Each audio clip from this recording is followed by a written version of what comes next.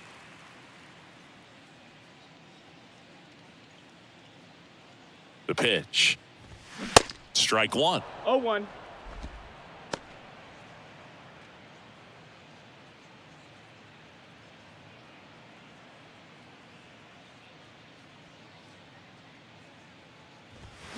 That one ripped, but foul.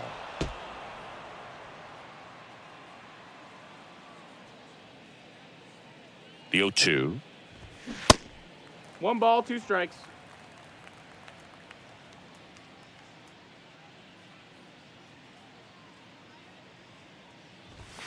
And a ball evens the count.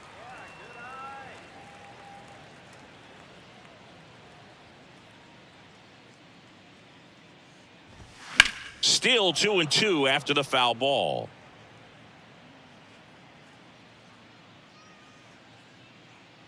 The pitch. Spoils that one, and it remains 2-2.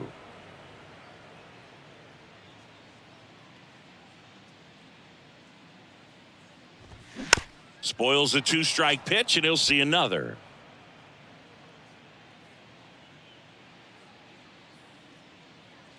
Two now. Right through there. Got him. Down on strikes, and he knew it. Now batting. Harold Ramirez next to hit for the Rays. Ramirez.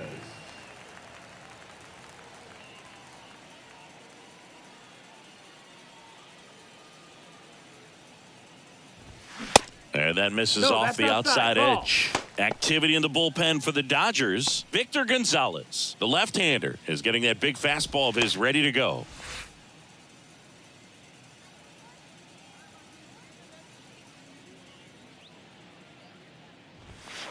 Next offering is in for a strike. Well, that's really the money spot. Down and away. If you can locate that consistently, it's going to be real tough for guys to square that up. That's what you love to see relievers do coming out of that bullpen. The 1-1 is fouled off.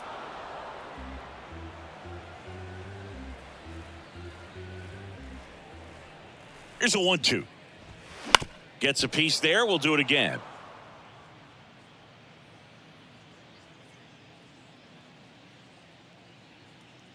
Another 1-2. Fights it off. You'll see another. Well, he hasn't gotten the result yet, but it's got to feel pretty confident. 3 foul balls in a row. He's right on this guy. And he deals. Foul ball, still a 1-2 count.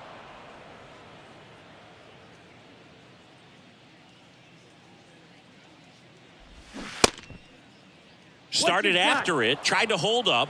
Now a look to first, and he couldn't hold back. He's rung up on strikes. 2 outs, base is empty. And now Isaac Paredes. Really good piece of hitting last time, going to the opposite field.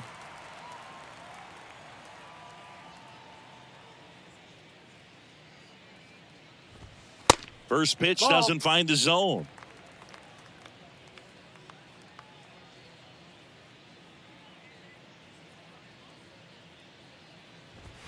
And that one just missed off the outside edge.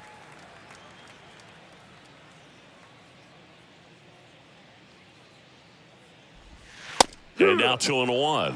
Nasty 2-0 slider there for a strike. That tells you he's got a lot of confidence in that pitch.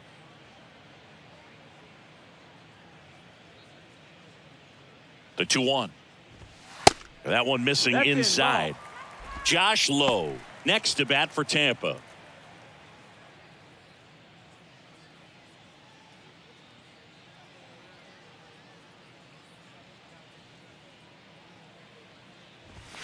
In for a strike. Now it's 3-2. Got a full count.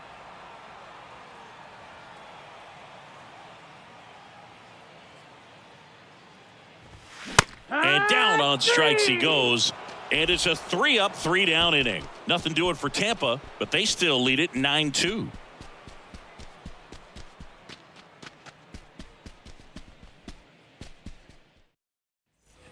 And welcome back. All set to start the 9th in this one. And at the plate for the Dodgers, Miguel Rojas. Here comes a pitch. That one's in there. That's strike 1. Bullpen movement for the Rays. Kevin Kelly, the rookie right-hander, is getting loose.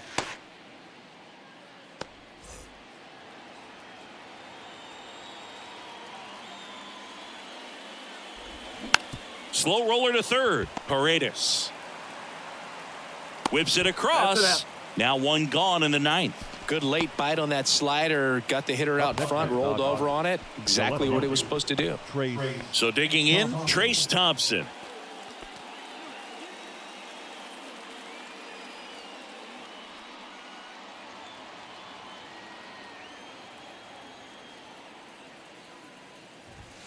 And that's in there for strike one. 0-1.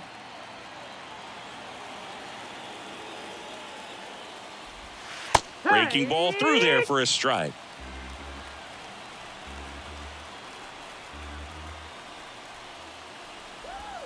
Next pitch is in the dirt. Now 1-2.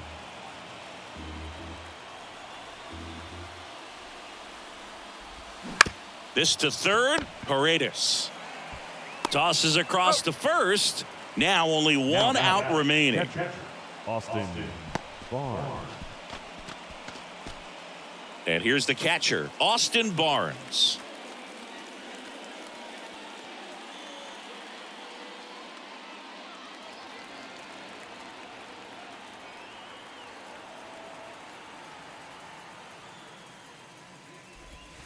First offering misses the mark.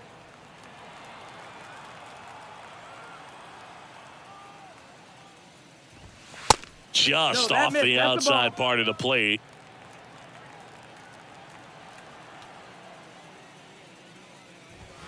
There's the strike.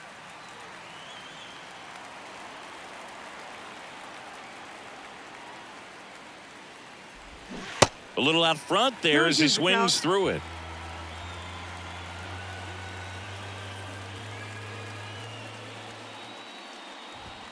The next pitch misses, and it's 3-2. Mookie Betts waiting to bat for the Dodgers.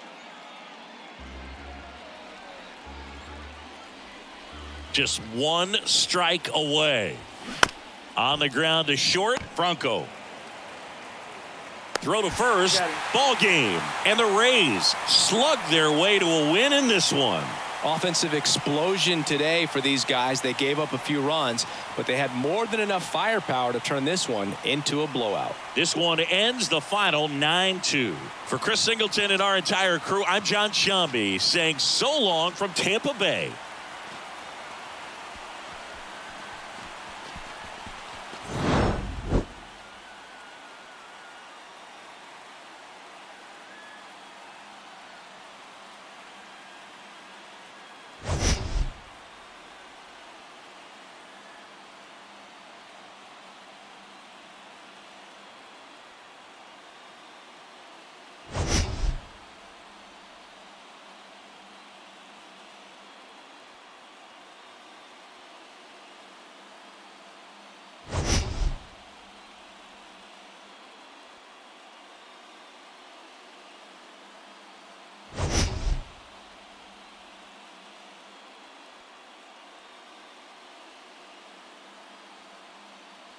From Coors Field at the foot of the Rocky Mountains in Denver, Colorado. MLB The Show with a good one coming at you.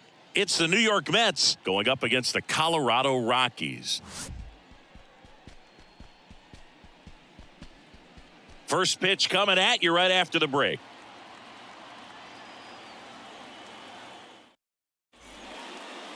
First pitch moments away. Today's starter for Colorado, Austin Gomber. Oh, you know this guy wants to be better than that. I mean, the ERA is bloated. He understands that he's got to put his team in a better position to win ball games. And at this point, you have to forget about your own individual stats and you have to go out there and attack and try to get that W. And if you do that, you'll look up and most likely that ERA will have dropped over time. Here's Brandon Nimmo. The big lefty turns, kicks, deals. That misses. And we're underway in Denver.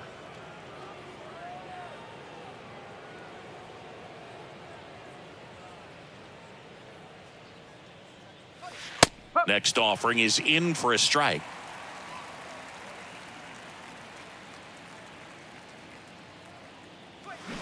Swing and a miss. 1 ball, 2 strikes. As he was out front that time. Kicks and fires. Lifted in the air out to left. Profar drifts towards it, and there's one down.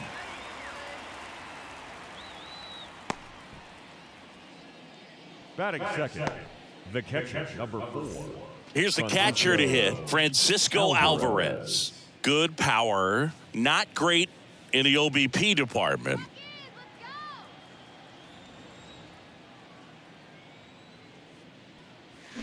And a swing and a line drive at a right field, and there's 2 down.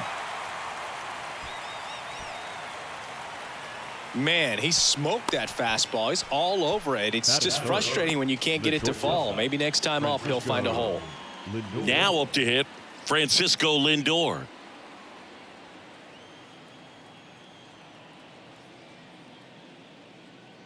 Singy, where are you on F1 racing? Are you a fan? Haven't gotten there yet, but I will at some point. Francisco Lindor, a big fan of F1 racing. His favorite driver is Lewis Hamilton. Sends it to first. Lindor retired. And it's a 1-2-3 inning. Down in order go the Mets. The Rockies coming up. We've got no score. Back after this on the show.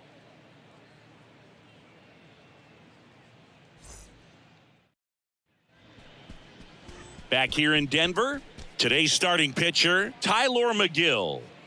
Well, he's been a real quality starter for his club. And coming into this one, what stands out for me is that right-handed hitters have really struggled, batting below 200 on the year. It seems that they have a hard time picking up his release point and tracking the ball into the zone. So we'll see how right-handers do against him in this one. And now Charlie Blackmon. The pitch. And that's outside. 1-0.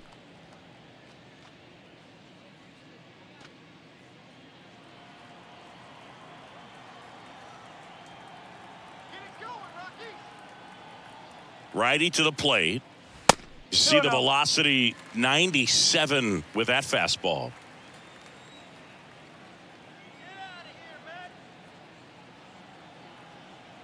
2-0. Top of the zone for a called strike.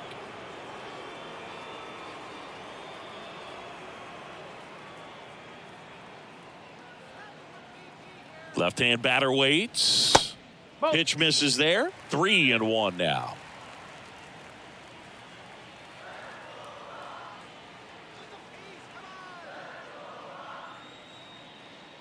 That one misses.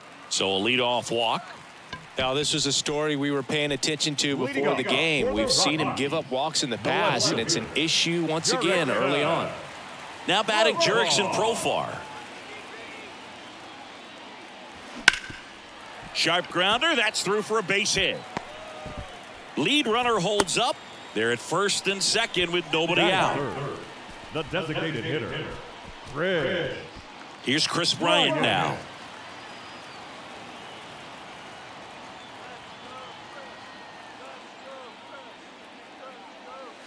And there's the strike.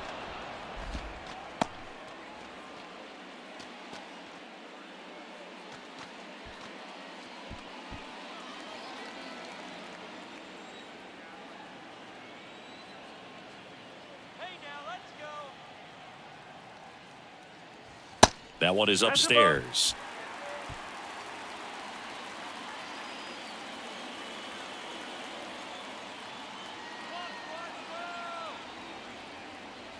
And misses inside. Good spot for the hitter. Definitely has the advantage in this count with runners on. Look for him to be aggressive on this next pitch.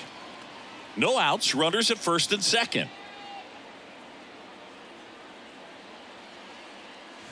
Next pitch misses outside. And that's ball 3. Ryan McMahon to bat next.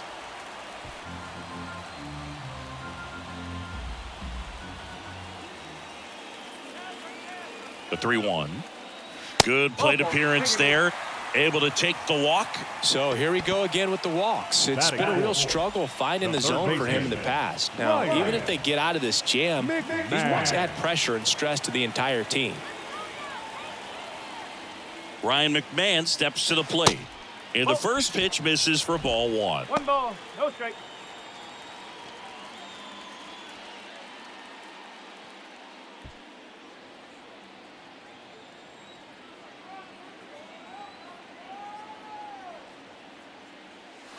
And that's in for a strike. You need a strikeout, and you need a ball perhaps on the ground for a double play, or get yourself a pop-up, something, but you've got to make some pitches. But if he can battle and get through this, he can earn some points. Next offering is in for a strike. Bases loaded, nobody out. Next pitch is inside, now 2-2. Well, Boog, early on in this one, having a hard time getting settled in. He's not showing control to throw strikes, and let alone to throw it where he wants in the strike zone. This could be a tough one for him. And the 2-2. This one chopped to first, and he grabs it in foul ground.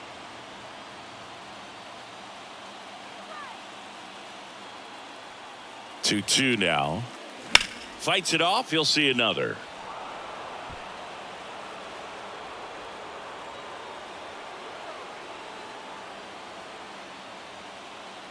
And the pitch. Back to the mound. It hit him. Throw home, not in time. The run scores. On the board first, it's 1-0. They'll expect a back and forth this entire game because of how good the offenses are. Randall Grichuk now. The right fielder, Randall Grichuk.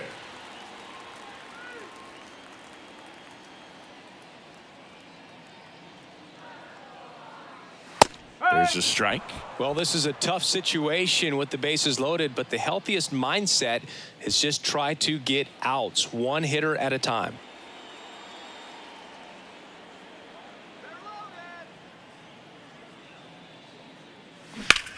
Now Grichuk swinging a high fly ball. Deep left field. Off the base of the wall. One runs in. Cut off. Now a throw home. The tag. And he's safe. 3-0. Well, a huge 2 RBI swing of the bat right there. This was a really nice swing. Didn't quite get enough behind it to get it out of here, but once it got over his head in left field, it was extra bases all the way. Harold Castro stands in.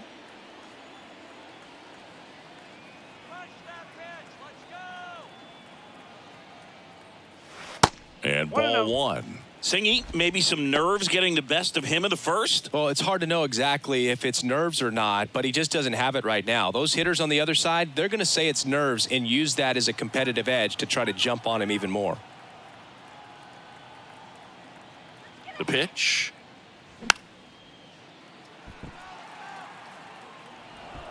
Two runners in scoring position. Nobody out.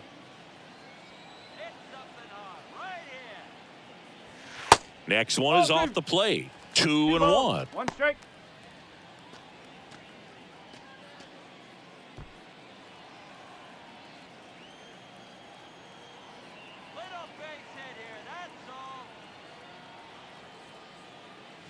That's in there. Well, he's realizing out there on the mound that he's got to settle in pretty quickly, or else he's going to get hit hard in this first inning. Next one just misses. And the count is filled up. Caught a break right there. Pretty good pitch on the outside corner.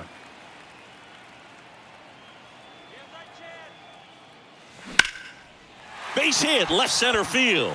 One run is in. Another scores. 2 runs in on the play, and the lead is up to 5. A 2-run double. Picks himself up a couple of ribbies. Anytime you can drive a ball into the gap the other way, it feels so good. And that's when you know you're right where you need to be at the plate. And it's even better when it gets you extra bases. Love looking in at your dugout and seeing the guys fired up.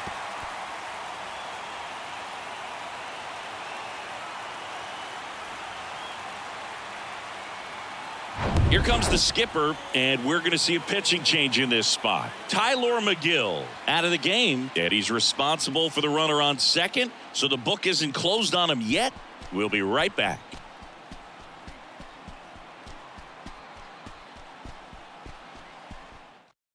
Adam Ottavino getting the call to the mound. And we all know about his slider. It's just filthy, man. And one of the better ones in the game, I'd say. Spin rate's very high, and it just breaks a ton.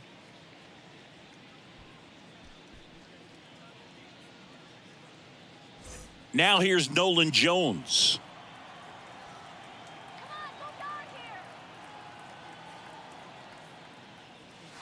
in there for strike one.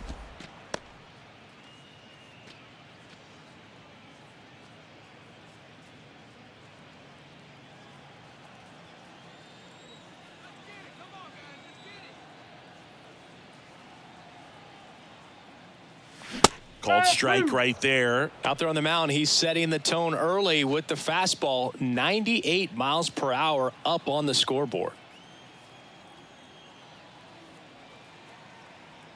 0-2 now. Swing and a miss, struck him out, and one out now. Really tight bite on that slider and just couldn't get the barrel to it out front. You got to try to pull those hands tight to the body to get it through. And I'm thinking he probably wanted that pitch to end up even more inside to keep it out of the danger zone. But it had enough late break and deception to get the job done. Stepping in, Ezekiel Tovar. 1 ball, no strike.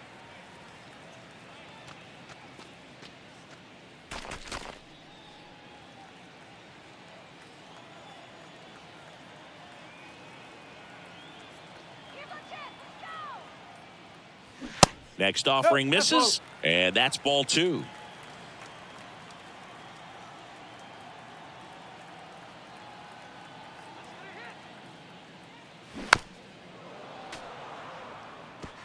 One out and a runner at second.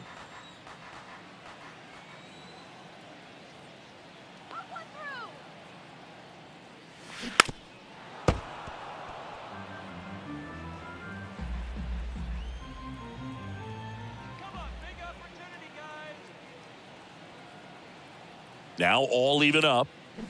Fouls it back with 2 strikes.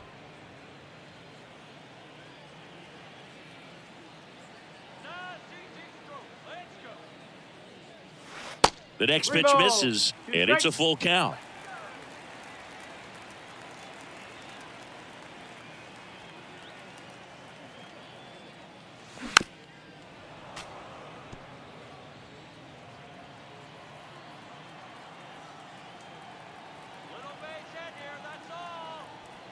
Right-hander kicks, deals.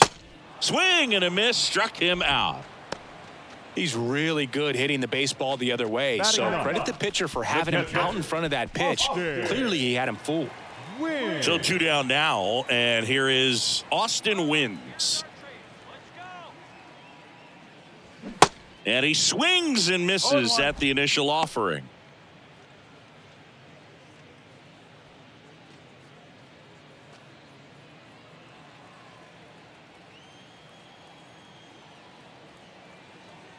Here comes a pitch.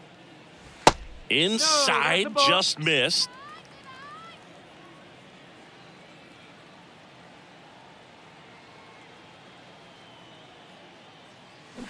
And a count 1-2. 2 outs and 1 in scoring position.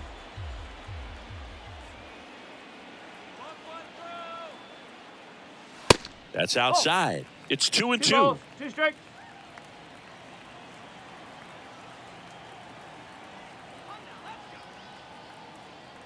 Man on second, 2 down. Got him. That'll end the inning after a lot of scoring. But 9 batters hit in the inning, 5 come around to score. Second inning coming up here in Denver. It's the Rockies 5 and the Mets nothing.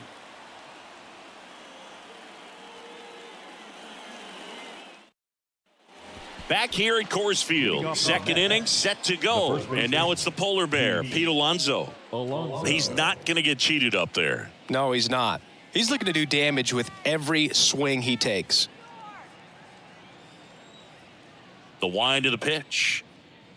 A couple of quick nuggets on Pete Alonso. He graduated from the same high school as Wade Boggs, Plant High School in the Tampa area. And Alonso also played at the University of Florida. He was teammates there with Harrison Bader. That one out to right. Grichuk makes the grab, 1 down. Batting fifth, the third baseman, Mark. And now it's Mark Vientos.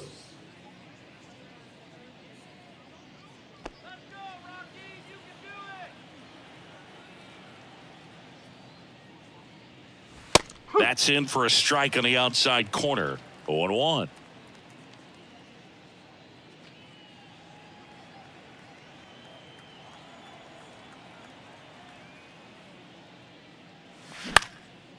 In the air, right side. Grichuk sizing it up. No trouble here. Puts it away for the out.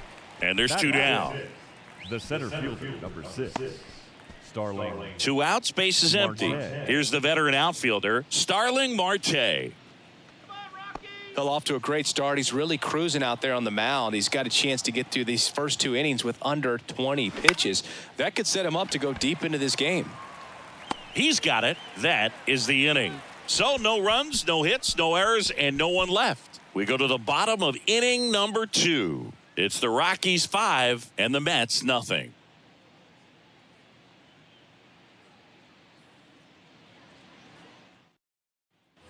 We head to the bottom of the second. Here's Chuck Nasty. The center fielder, Charlie Blackman.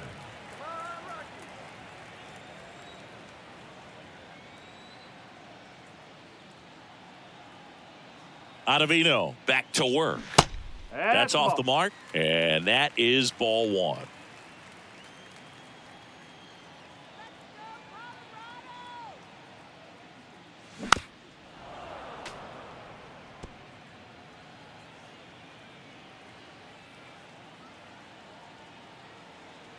The pitch.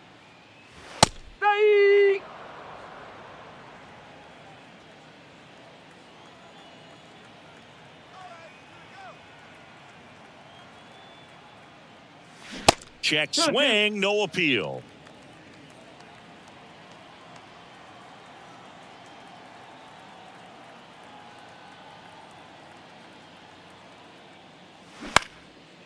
Line drive, base hit, right center field.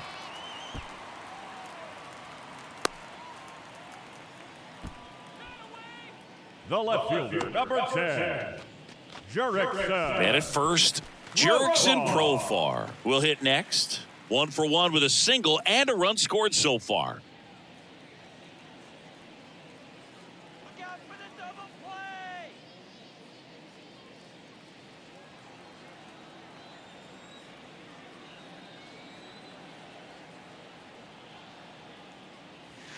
And the first pitch misses for ball 1.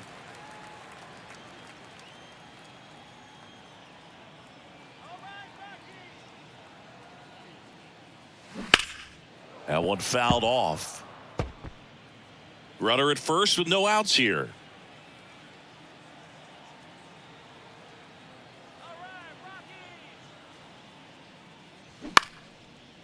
And a liner out into right center for a base hit. Throw back in quickly. First and second now with nobody out. 2 consecutive base hits for these guys here. So much of good hitting is finding holes in the defense. That's why you're always thinking line drive into the gap. Those kinds of swings really boost your confidence.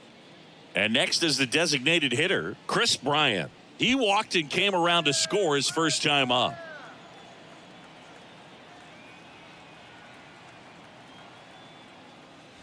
And that's in there for strike 1. Oh, boo, Chris Bryant, a kid who accomplished a lot right away getting to the big leagues. Former number 2 overall pick, won the Rookie of the Year, was named the MVP in 2016, winning a World Series with the Cubs over a 100-year drought. Man, you can't start your career much better than that. At the belt and fires. They say it went. Now, one of the people that really influenced Chris's career, especially at the plate, his dad, Mike, a former 9th-round pick of the Red Sox in 1980. He began working with Chris in his hitting every day starting when Chris was just 5 years old. High fly ball, right field. Canna pulls that one down. Runner tagging for third. And he moves up 90 feet. Runners at the corners now. 1 away. The third baseman, number 24, Ryan McMahon. 2 on with 1 out. Next to hit, Ryan McMahon. 0 for 1. He hit into a fielder's choice his first time.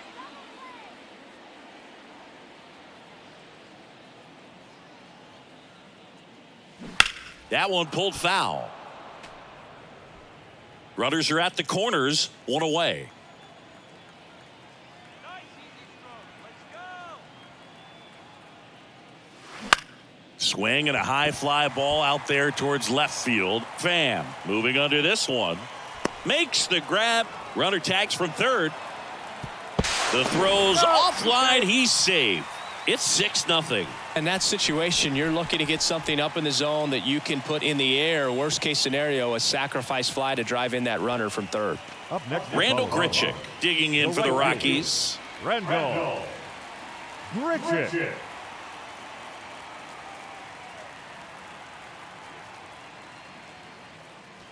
Down the middle for a strike. 0-1. Looks like he sacrificed a pitch right down the middle for tracking and timing. Some good hitters will do that. And the righty deals. There's a strike. And at bat like this is almost over as it begins. In this situation, you have no idea what the next pitch is going to be. You just got to hope that you can make contact. And that one is lifted in the air. And it falls. Throw stops the lead runner at second. 2 on and 2 out. Now that second baseman. You know what they say, he couldn't have thrown it out there any better than that, and certainly the case that time. Just flared it back behind the second baseman and dropped it in there. So up next, Harold Castro. He drove in 2 with a double his first time up. Edge of the zone, called a strike, and it's 0-1.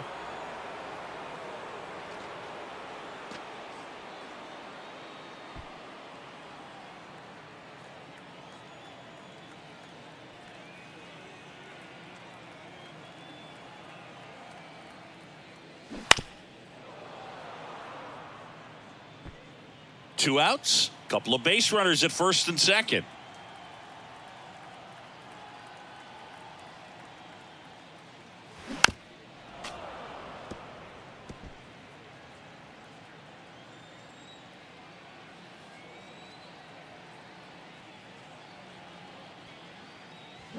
That one missing inside.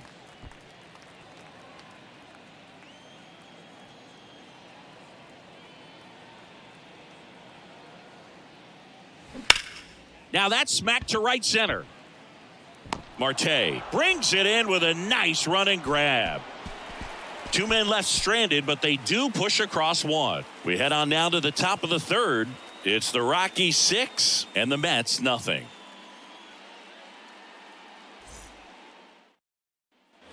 Top half of the third inning, and here is Tommy Pham. Tommy Pham. Well, every pitcher wants run support, and having a lead is nice, but it can be challenging for some guys. I think keeping the mindset to attack instead of trying to be too fine and have too much finesse, go after hitters and get quick outs. Swing, and that ball smashed on a line, and it's into the gap. Around first and hustling for second. It's a leadoff double to start the third. Pitch was in and off the plate. So hard to do anything with a pitch in that location, but somehow he got the barrel to it and hit it well. Pretty amazing. Could be a chance here for them to start clawing back into this ballgame. Here's Mark Canha.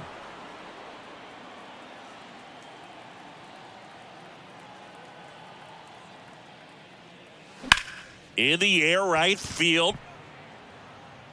Grichuk makes the play. Runner tags at second, and he makes it up to third with one away.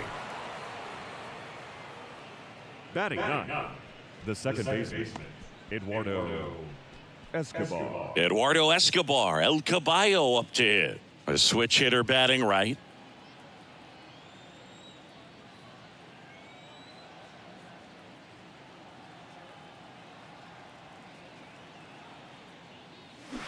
And that one pulled foul.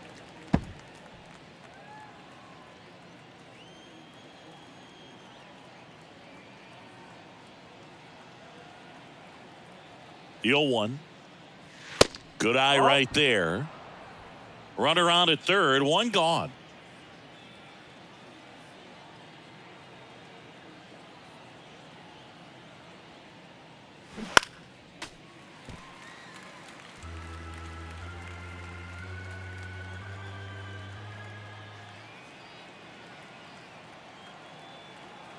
The 1-2.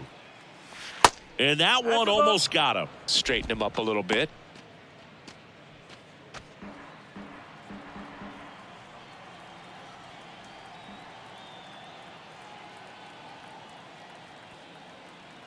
And And here it comes. High fly ball out towards left field. Way back there. Foul ball.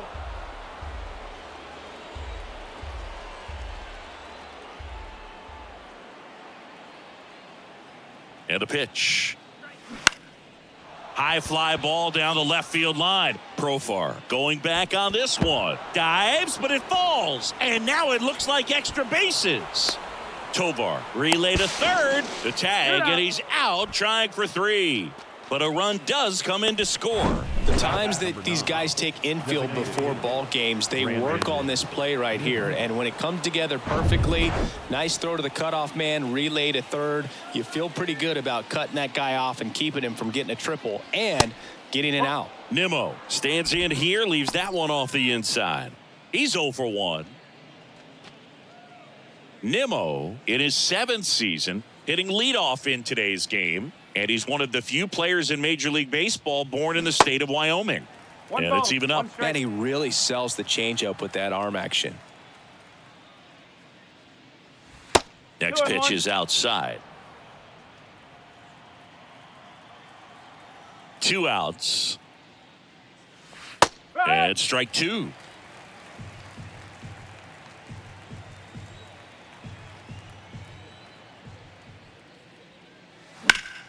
Fouls that off to the left, and we'll do it again.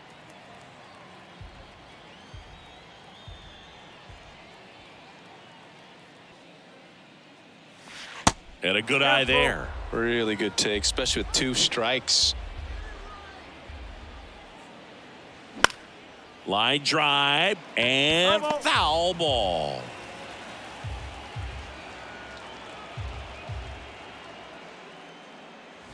Got him swinging. So they get 1 run on 2 hits, no errors, and no one left. We head now to the home half of inning number 3. It's the Rockies 6 and the Mets 1. New pitcher on now, Drew Smith. And he's had a really hard time throwing strikes so far this season. His walk rate is up there among the worst in the league for relievers.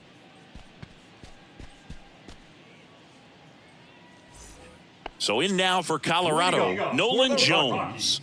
The first baseman, Nolan Jones. And a pitch. There's a strike. Well, these Rockies really impressing me with the quality of their at-bats in this one. It's been fun getting a chance to see them go to work. They jumped all over the starter and knocked him out of the game early. He just was never able to settle in, and the damage was done by the time he got the hook.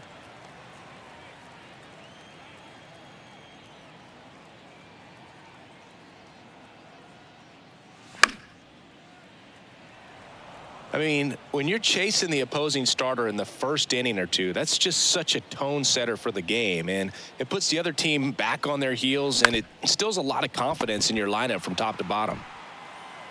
Not in time. Great effort, but it's an infield hit. Tough play and a nice backhand stop. Had to be perfect with the exchange and throw to get the out, but it looked like he had to dig in there a little deeper, like he was trying to get a split finger grip or something. Close play, but that little extra time on the transfer made all the difference.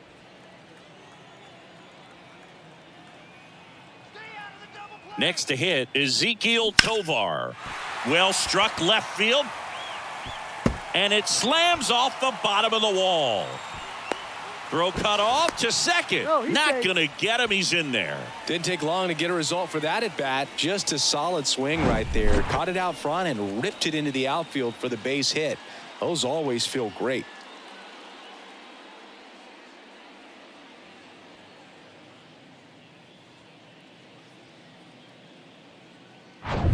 And now the catcher comes up to him. Austin Wins. Struck out swinging his first time. In there at the knees. That's strike 1. Not the easiest thing when you're talking about a guy that's, perhaps is going to be in the rotation, maybe a long relief guy, to not start an inning, to come into an inning with pressure on it and try to get yourself comfortable. Gets the call. That's strike 2.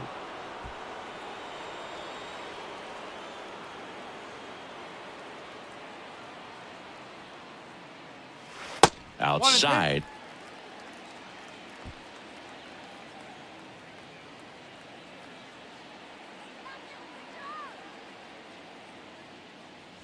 And that's in the dirt.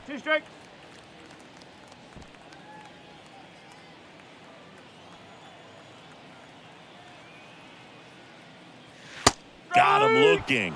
And he's down on strikes for the second time today. Boog, he was shopping at the buckle right there, the way that slider made him look. That was just nasty. Blackman.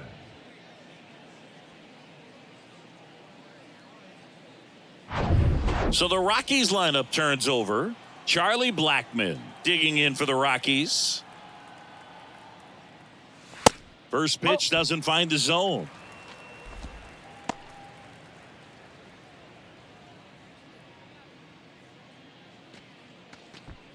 Second and third here, one away.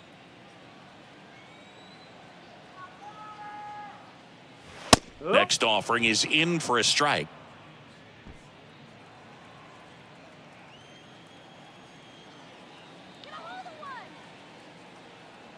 Two on, one out. Way upstairs, and it's 2-1.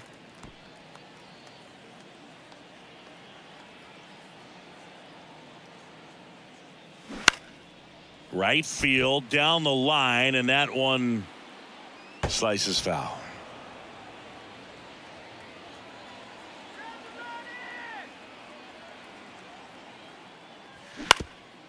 Bounce back to the mound. Base hit and a run in to score. Throw comes in and holds the runner at third. They're at the corners now with still only one away. That's back-to-back singles for him. Shortened up the swing and went right back up the middle.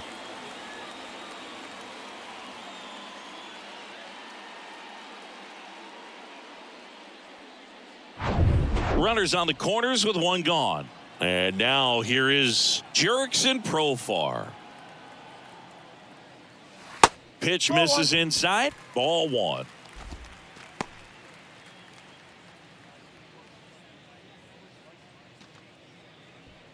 First and third, one down.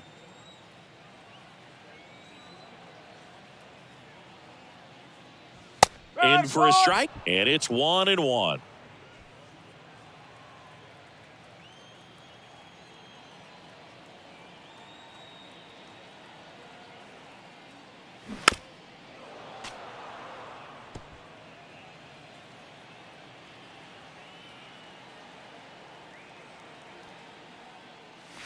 And a ball evens the count. You see how the catcher wanted that pitch up and in. Wanted to try to tie him up. That's the one thing we're seeing, that high fastball. You have to get it up there because of how hitters have changed their swings.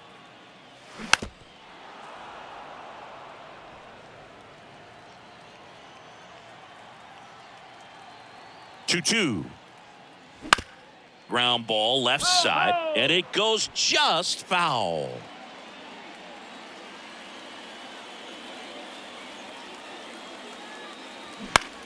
That to right.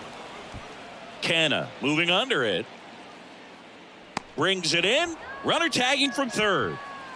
Throw is offline, and he scores. It's 8-1.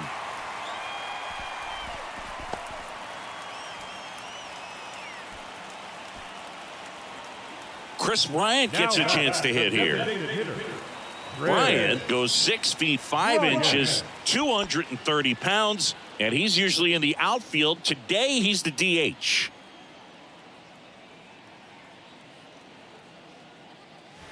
Fastball in for a strike, 0-1. You know, Boog, people don't realize how far the jog is from the dugout to the outfield position. And if you're playing in Oakland, man, it's a country mile to get out there. So for him to be able to be the DH today, that is really a nice day off.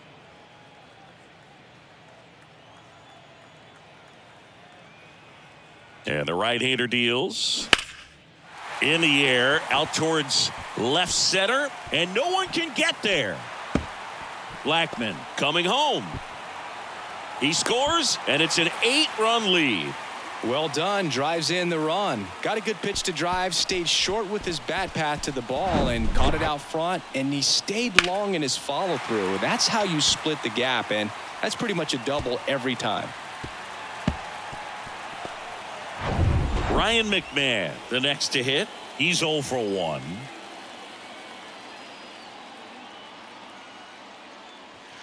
In there at the knees. Strike 1.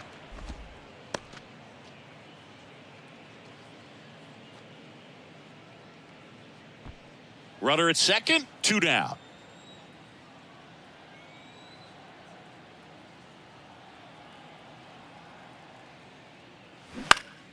Next offering is fouled back. And the strategy of winning a ball game, when you can make that pitcher work a little more, expose himself by throwing pitches, that can be the key to winning perhaps later on. So good job of extending this inning, getting a knock with. And the throw to first is there to put an end to the inning.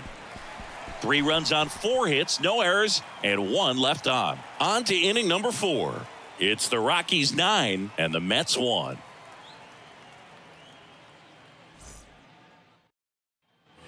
On to the 4th. Now the number 2 hitter, Francisco Alvarez.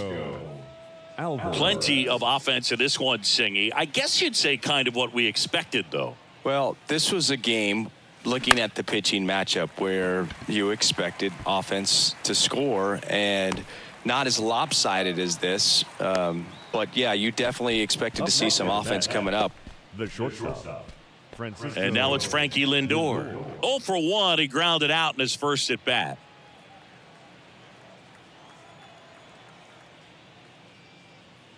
Francisco Lindor, a guy who's won multiple Gold Gloves and a Platinum Glove, multiple All-Star appearances. Mr. Smile, what do you think of when you contemplate the player Francisco Lindor? Just a special talent, both sides of the ball, both sides of the plate, equally a force.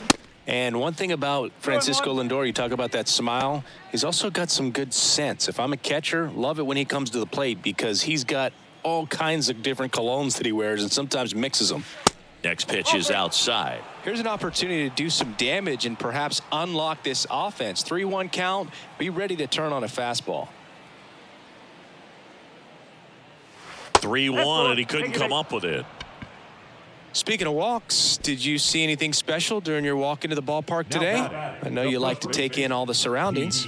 I just love interacting with the people. It's just fun to connect. I mean, as I was headed up to the booth, one guy shouted at me, "Make sure to say hi to Kenny."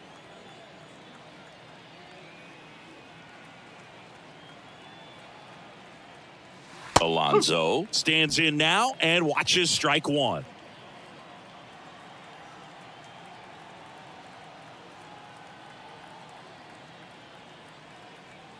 And now the lefty. And that one off the outside edge.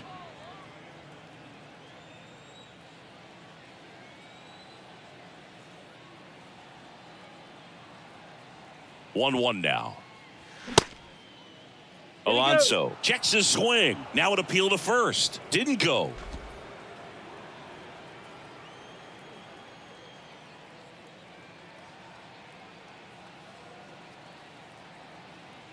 Lindor on the move. Pitch misses. And that's a stolen base. Not even close. You don't usually see teams try to claw back into games by being aggressive on the base pass like this, but it's still early in this one. This kind of tells me they're going to try to tackle this one run at a time instead of waiting back for a big 3-run homer.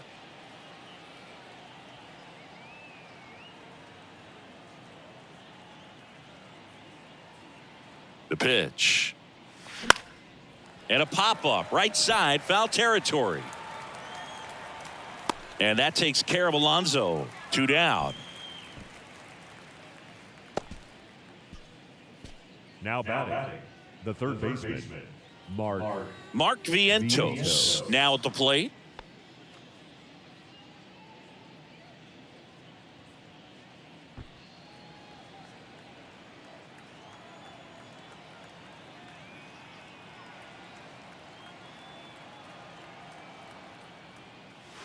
That one's in there, 0-1.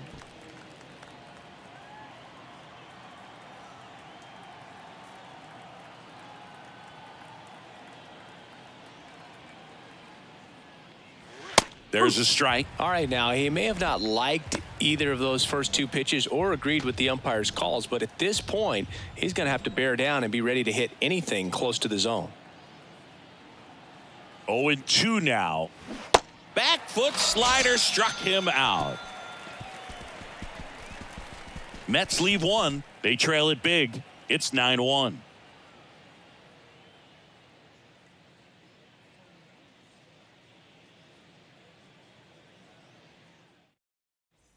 Bottom four. So in now for Colorado, Randall Grichuk.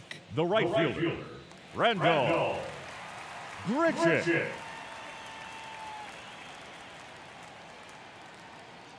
And a pitch. That's in there. 0-1. Not what he's looking for there in the 0-0 count. Looks like he wants the ball down in the zone.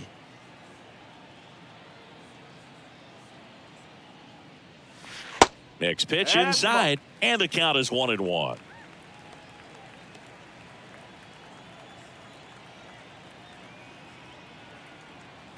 Kicks and deals. Swinging a foul over the screen and back out of play.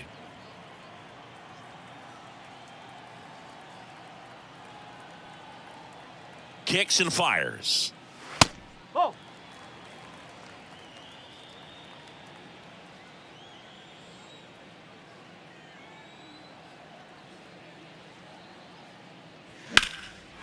Fly ball pretty well struck right field. That one's back there. And in one hops the wall. Safe at second with a double. Third hit for him this afternoon. Clearly seeing the ball very well in this one. Put a pretty good jolt into that one. Great swing, nice balance and weight transfer. And he got it to drop in out there in the deep part of the field. Harold Castro digging in for the Rockies. Drove in 2 runs on a double back in the first. He's 1 for 2. And a foul ball.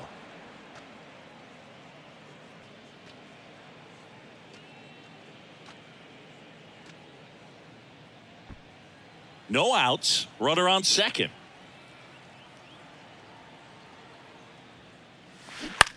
Hit on the ground to the right side. And that's just foul.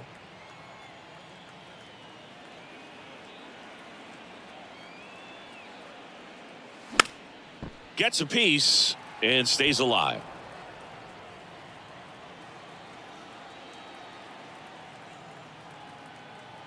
Runner leads away at second. That one misses. It's a ball and 2 strikes.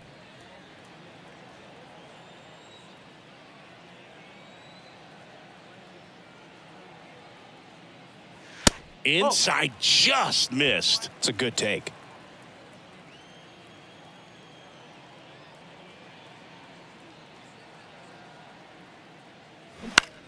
He swings and hits a fly ball center field. And that'll fall for a base hit. The run comes in from second. It's 10-1. Well, those kind of lucky soft hits will always make you smile. Really not a pitch you want to swing at if you don't have to, because it's almost impossible to hit anything that far inside with any type of authority. That one tied him up, but still able to guide it into the outfield somehow. New pitcher on here, David Robertson. Well, they need someone to stop the bleeding and keep the score right where it is.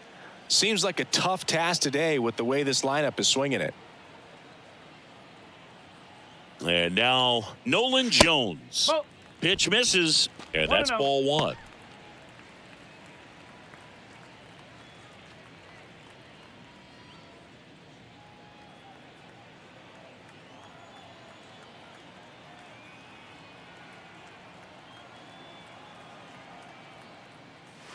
And another ball. Got to be real careful here. 2-0. He's hunting for his pitch.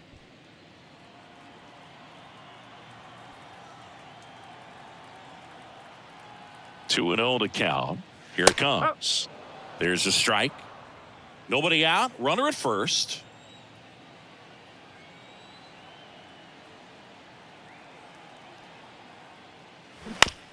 Ground ball right side, could be 2. Lindor, that's 1. Over to Alonso, double play. I think 4-6-3 double plays like that are way tougher than these guys make it look sometimes, because no matter how you do it, the feed from the second baseman is a tough one. That's where footwork really comes into play, but right there, very well done.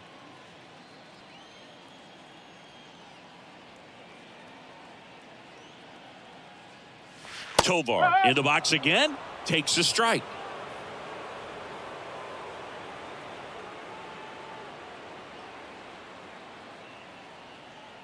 2 down, nobody on. And it's 1-1.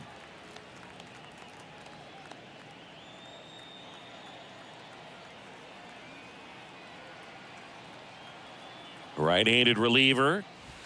And now 2 balls and a strike.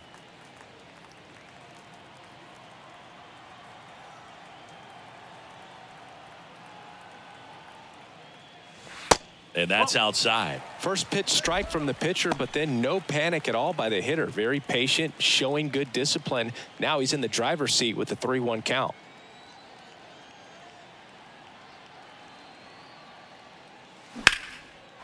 Ripped to right, base hit. Takes the turn. He's digging for second. And he's got his second double of the game. Well, they call that an advantage count for a reason. You're so much more likely to get something you can handle. That pretty much split the zone down the middle, and those are the ones where you got to make them pay.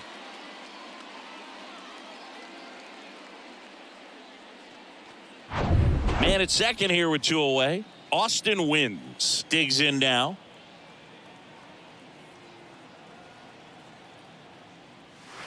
Just off the inside edge. 1 ball, no strike.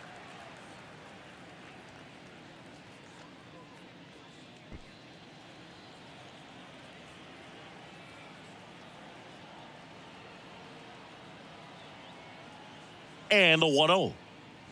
They say you win. 1 ball, 1 strike.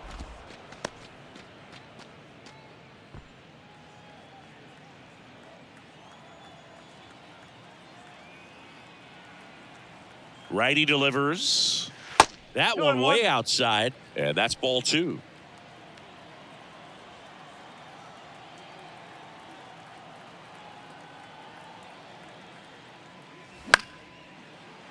And fouled off.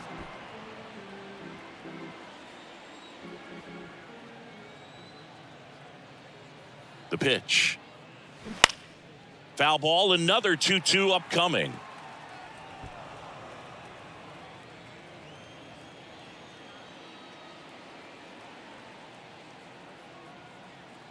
And the pitch. And now the count filled up 3-2.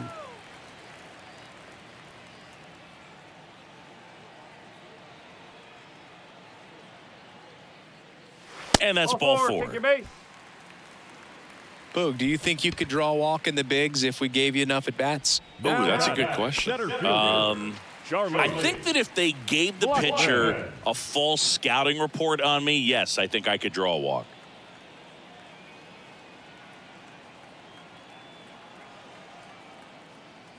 Blackman in the box now. No balls and a strike.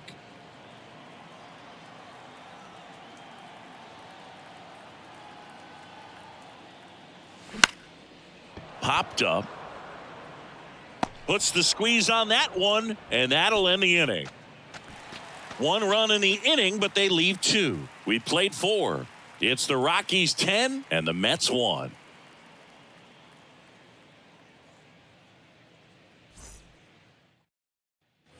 And welcome back. New inning getting started. Starling Marte up to hit. Clearly down in this ball game, and you can't look at the deficit and try to get it all back in one swing. It's got to come one at bat at a time, and even shrink it down smaller, pitch to pitch. Make that guy on the mound work to get you out. Well, these Mets, to put it bluntly, need to put together more competitive at bats, and I don't think they've lived up to their own expectations at the plate. They really haven't worked many deep counts or long at bats, and that's fine if you're having a lot of success, but at this point, I think it's time to make an adjustment.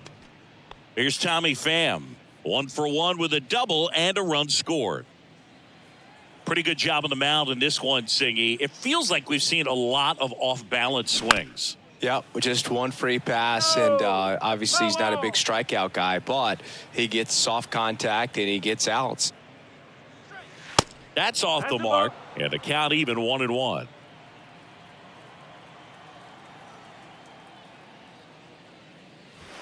Next offering is outside. Looks like he's being a little cautious with him in this at bat after doubling the first time up. Doesn't want to make another mistake.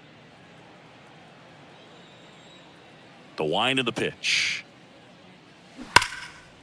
Liner, and that should be extra bases. Now he turns and heads for second. In safely, It's a double and his second hit. All over that one right there. Loud contact leads to the double. I mean, you could tell it had extra bases written all over it as it jumped off of his stick.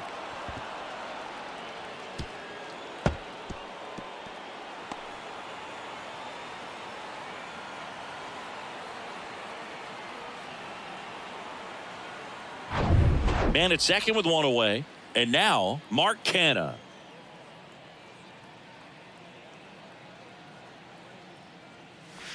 Way high with that one. Ball one.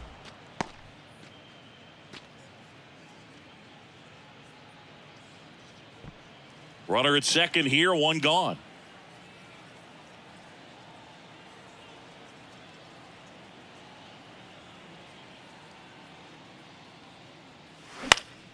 Late swing fouled off.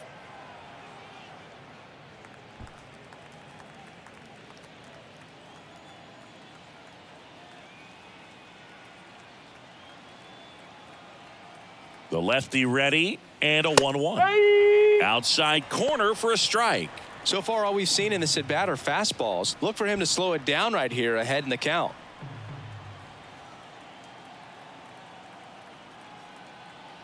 Here's a 1-2.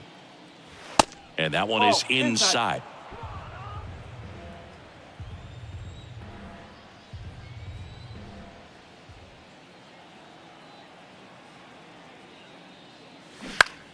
Still 2-2 after the foul ball.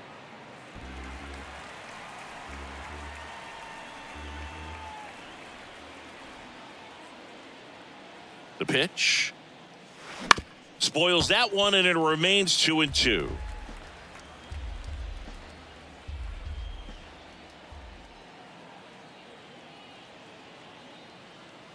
Man at second. The punch out there. 2 gone now. So digging in, Eduardo Escobar. Second baseman, Eduardo Escobar.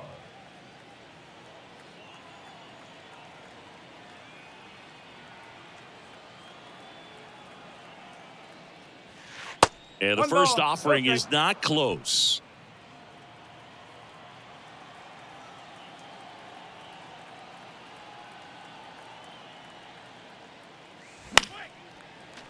Foul ball there.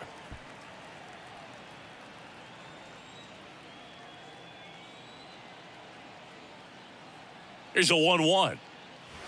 Gets the outside corner with that one. Backdoored him with a breaking ball. Just got the corner. There's nothing you can really do with that. And now the count is even.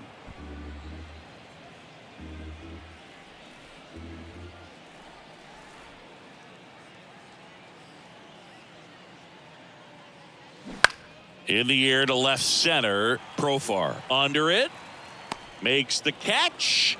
And the inning is over. Mets strand 1. They're down 9. It's 10-1.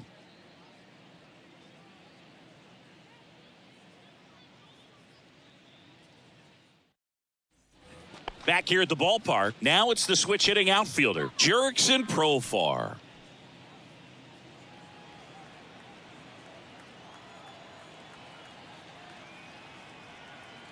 Robertson back to work. Just missed. Stirring in the bullpen for the Mets. Jeff Brigham is loosening up. This would be his first appearance for the club.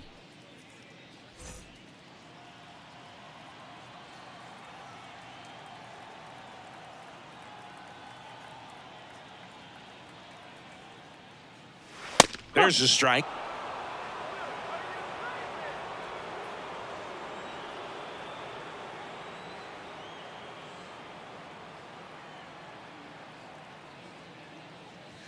And that's a strike.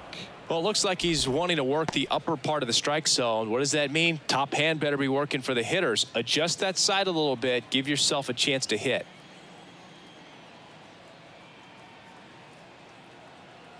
Right-hander kicks, deals. Swung on. Broken back grounder to third. On the run, sends it over to first. Throw not in time. It's an unlikely infield single. It doesn't really matter where you are in the lineup. Your job is to get on base and try to start a rally if you're leading off an inning. So an infield single does the job right there. Now we'll see if they can make something happen. So now the DH spot, Chris Bryant, 1 for 2.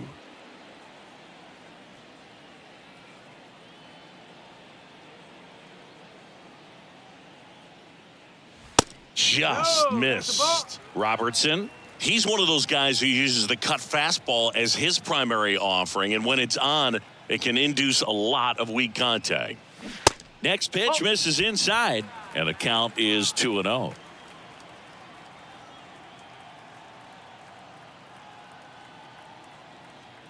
And the righty deals. That's in for a strike.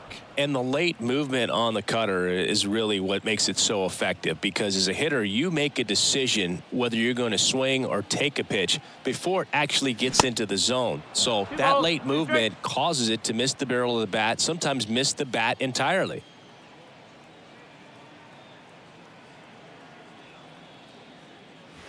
Next one just misses. Full count now. Yeah, they talk about cutters as being lane changers because it's more of that side-to-side movement and very little of the downward tilt.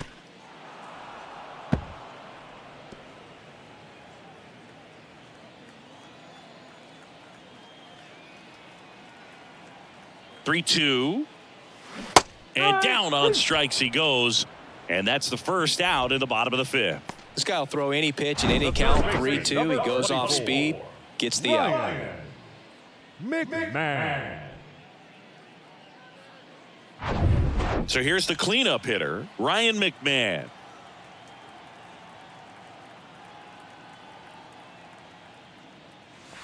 Ball one, no strikes.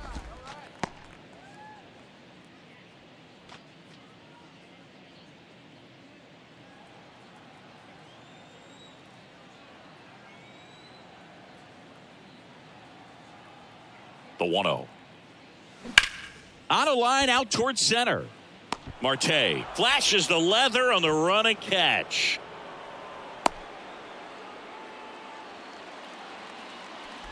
Now batting, the right fielder, Randall Grichuk. And now the right fielder, Randall Grichuk.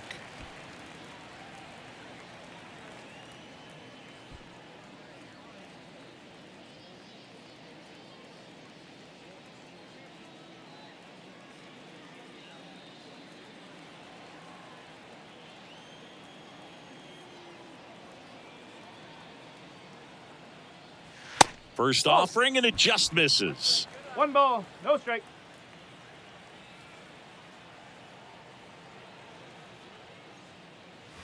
That one missed.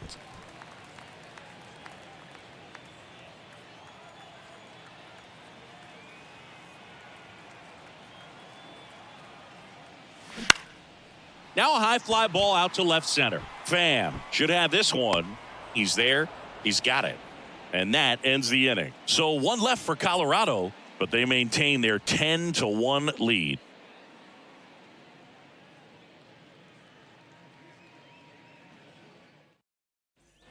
All set for the top of the sixth. Now it's the DH, Brandon Nimmo.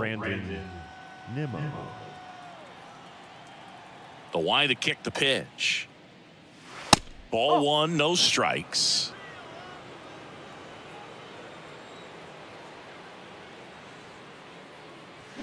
This one ripped, but foul to the right. Great swing and solid contact. Just a little too quick.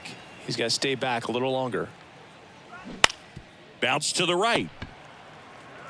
Jones takes it himself, and that's one out as they get the leadoff hitter in the sixth. Number 4, Francisco Alvarez. Francisco Alvarez up now for the Mets. Outfield playing very deep, not wanting anything over their heads. That misses, and that's ball one.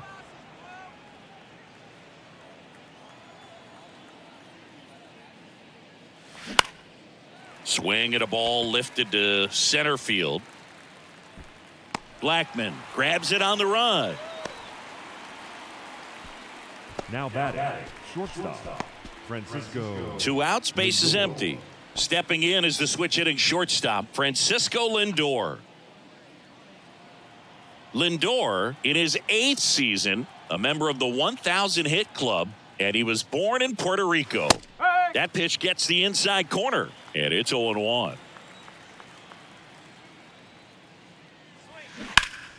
And that one fouled off.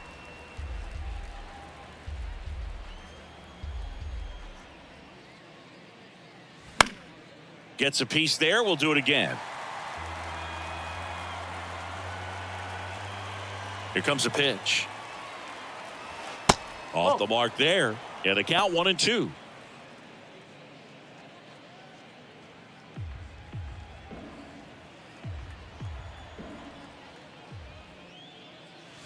Just misses the mark outside the zone.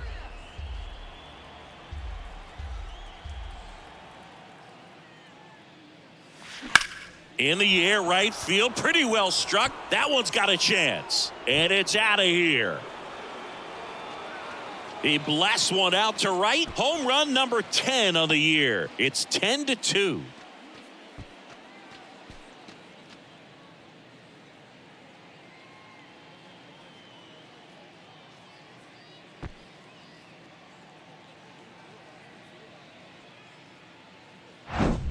Knew what pitch he wanted to hit, spit on some other pitches in this at bat, was very patient, and it paid off. Here's Pete Alonso.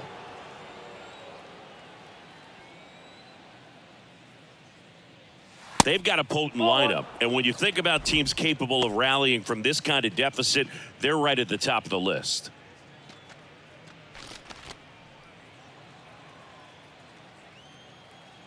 The wind of the pitch. On the ground to third. McMahon fires over to first. That ends the frame. But a solo home run will at least get this closer to respectability. And now an 8-run lead at 10-2. You're dialed into the show.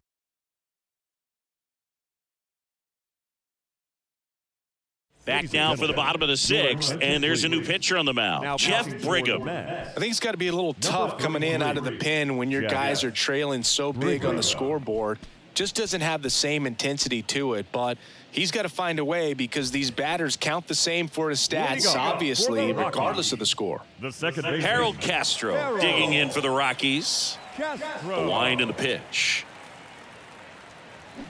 And there's a foul ball. Brigham measures 6 feet even. He features a 4-seam fastball, a slider, and he works in a 2-seamer.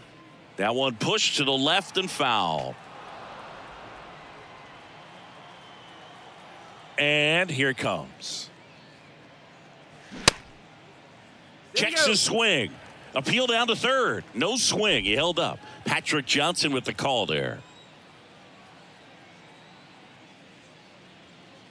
Oh, that got away from him.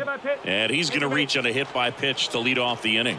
Now, this is a rough start to the inning. It's easy to feel like you're on an island on the mound, but he knows his defense is there to back him up.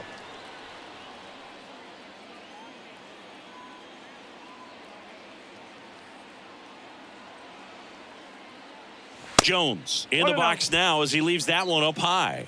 Meanwhile, activity in the bullpen. Tommy Hunter getting loose out there.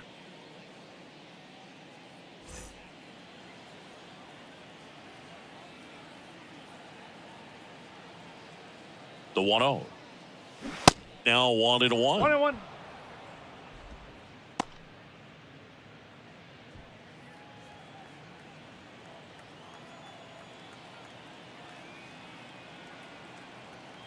The 1-1. Fouls one off out of play back to our left.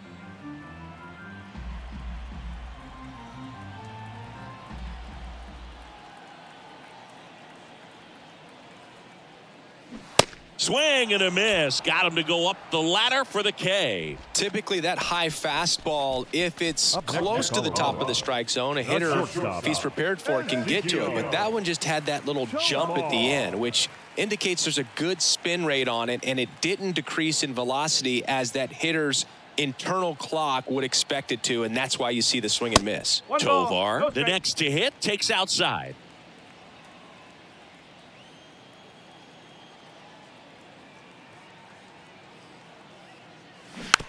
Chop to the left side. Vientos. There's one. Double play. And that'll do it for the inning. So they make short work of them there. 7th inning coming up. It's the Rockies 10 and the Mets 2.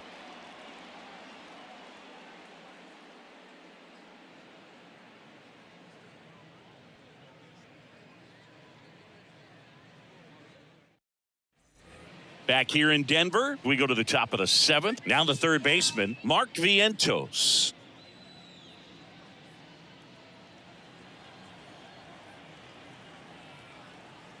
The pitch. This one high in the air to left center. Profar makes his way towards it. Stretches out and hauls it in. Well, those can be pretty fun as an outfielder. Got to put it into his highest gear and go a long way to track that one down. Nothing better than that. You feel like a wide receiver playing football.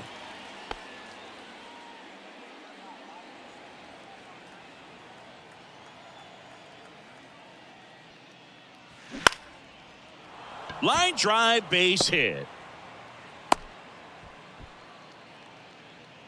Well, clearly he was ready to hit right there. Just a really nice approach to shoot that line drive to the opposite field. There's a lot of hard work and discipline that goes into getting a result like that at the plate.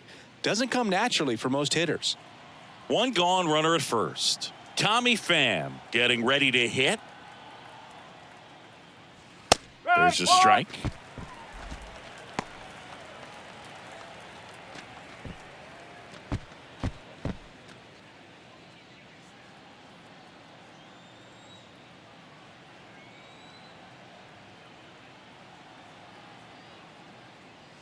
Late with the swing there.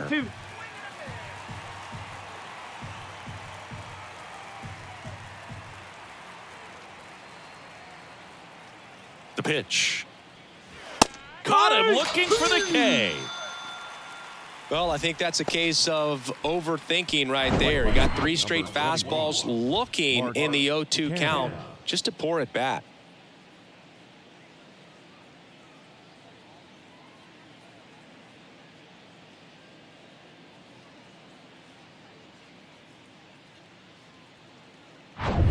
Man at first. Now it's the right fielder, Mark Canha.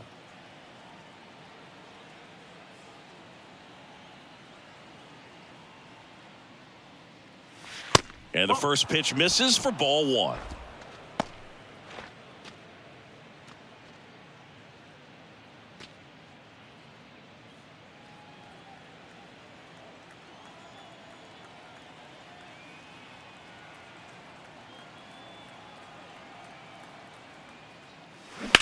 To third. They get the force, and that is that. Mets leave 1, and the deficit stays at 8. It's 10-2.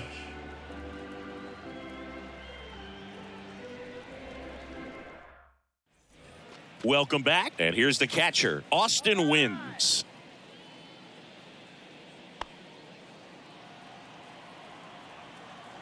And he deals. That pitch clips the outside corner. Strike 1.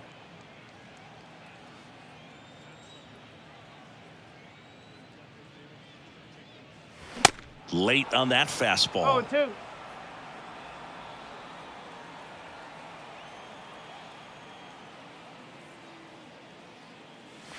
Next pitch just misses. And the count 1-2.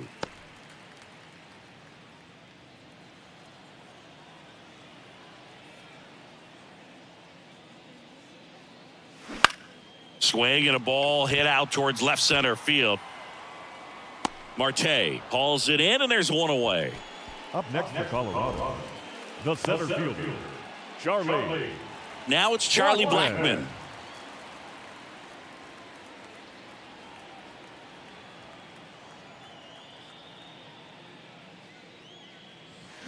And that one wrapped foul.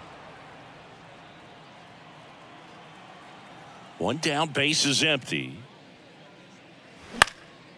That one lifted to left. Pham on the move. Puts the squeeze on it. And there's 2 down. Now batting, the left fielder, Jurickson. Digging in is the switch hitting outfielder, Jurickson Profar.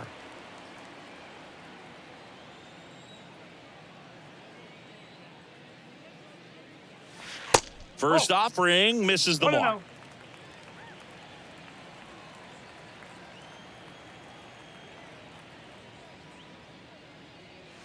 There's a strike.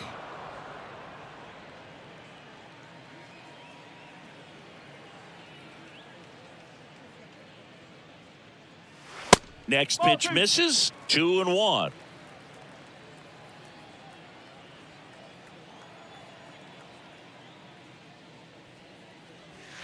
And that one is in for a strike.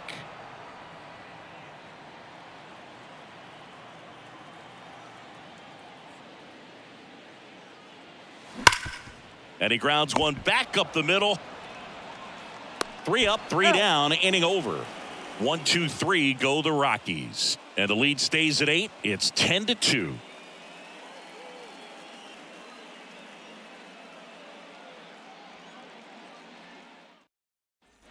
Back here at Coors Field, digging in, Eduardo Escobar.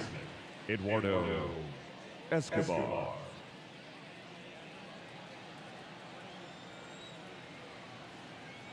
The pitch. Way high.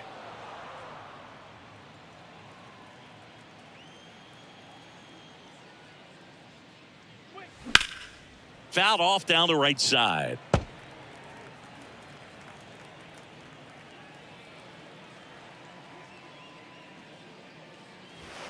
Next offering is down low.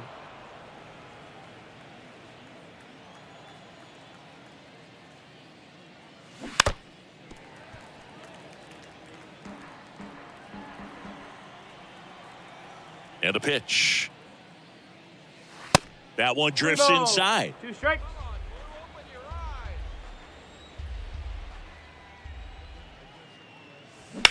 Here's a high fly ball out to center. Blackman settles underneath it. 1 down.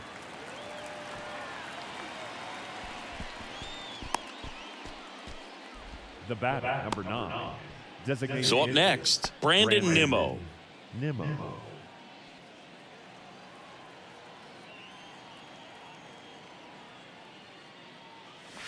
First pitch, and he just misses. 1 ball, no strikes.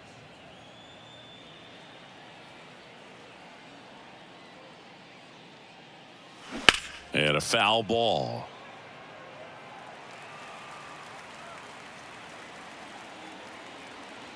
The 1-1.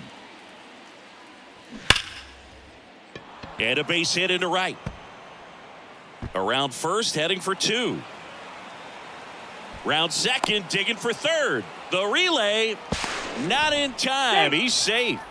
Man, he just absolutely turned on that one, ripped it down the line. Nice job of staying in his mechanics. Alvarez.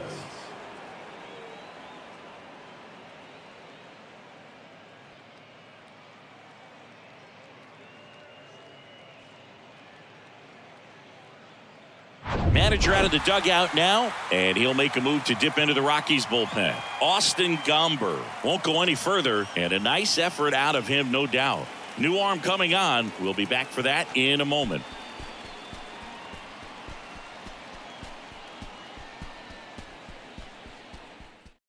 Pitching change here, Carl Kaufman. This is his 3rd time out this year. Number 51, Carl Kaufman.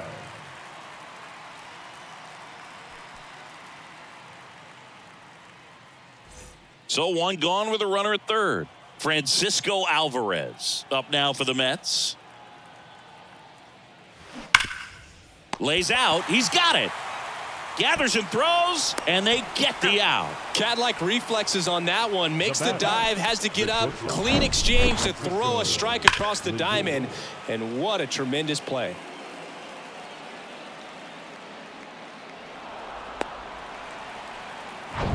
Two outs, base is empty. And the batter now, Francisco Lindor. That misses the zone, and it's 1-0. 1-0.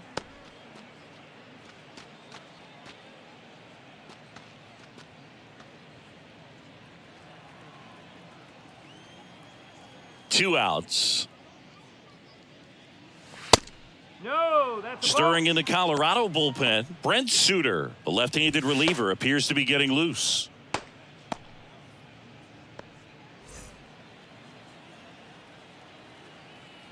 And a pitch.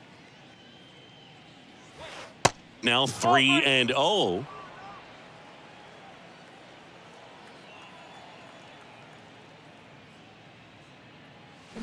And now 3-1. 3 balls, 1 strike.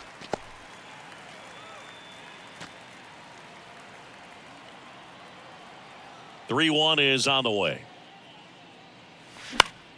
And a foul ball. Kicks and deals. Smash to the left side. Whips it across, and that'll do it. But they push across 1 run, 1 hit, no errors, and nobody left on. Home half of inning number 8 straight ahead. It's the Rockies 10 and the Mets 3. Bottom of the 8th, and now the DH, Chris Bryant. The designated hitter, Chris Bryant. Bring him back to work. And that one just misses. A ball and no strikes.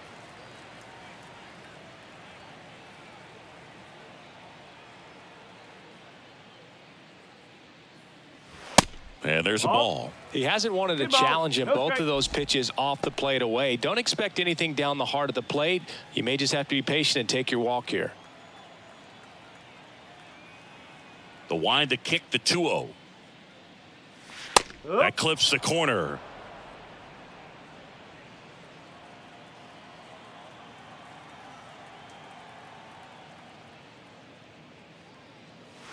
Just missed. 3-1.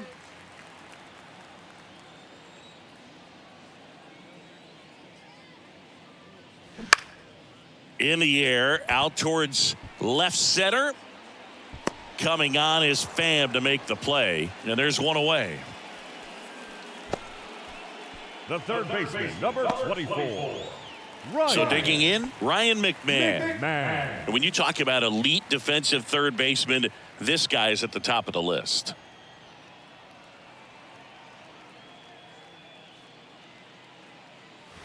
And the first pitch misses for ball 1. Stud. When you look at players like this, you play that hot corner.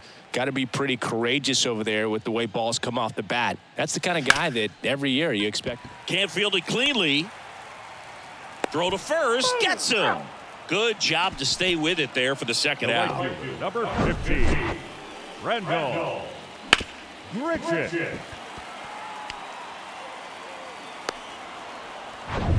And now the right fielder, Randall Grichuk. And takes low for ball 1. So what are the skills you look for that make a really good defensive third baseman that elite? Oh, Boog, one of the things I think about immediately are just the feet. Does he have good feet? Is he able to quickly react? And when you have good feet, you've got soft hands. And soft hand defenders are able to make tough plays look easy.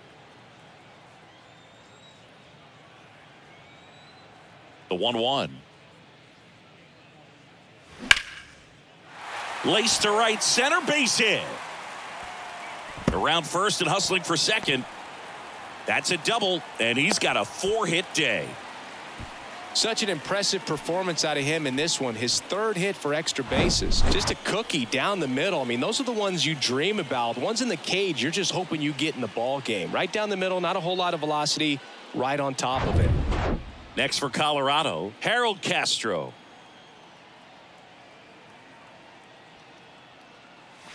First pitch doesn't find the zone.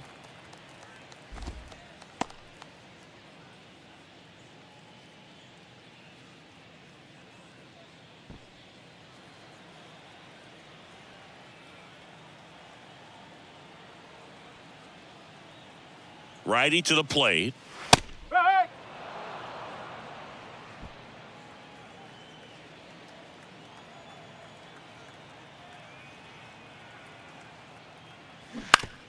That one to first. He steps on the bag, out with room to spare, and that's the inning. The Rockies strand one, but they still lead by 7. It's 10-3.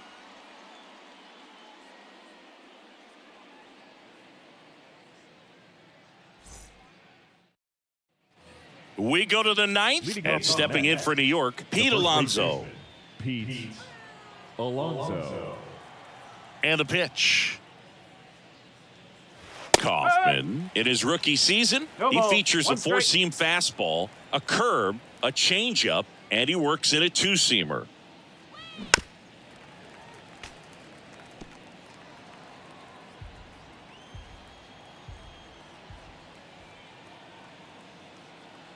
Righty delivers. That one misses. 1-2 the count. 1 ball, 2 strikes.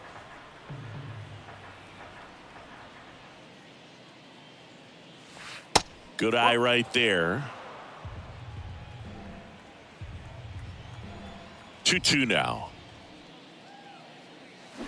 Swings and misses. Struck him out.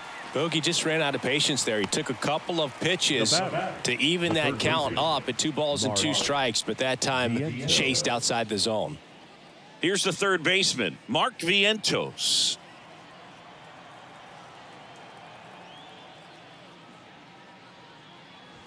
First offering misses badly for ball 1.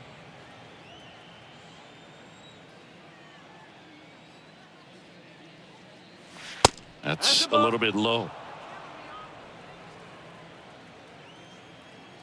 And the right-hander deals. And that is in for a strike. And it's 2-1.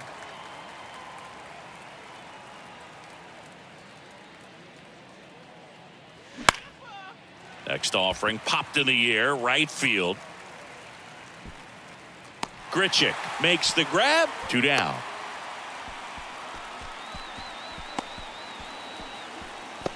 Here's Starling Marte. 1 for 3.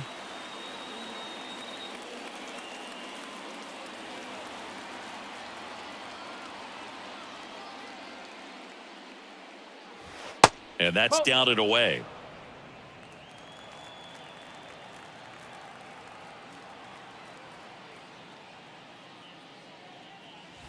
Next offering is in for a strike.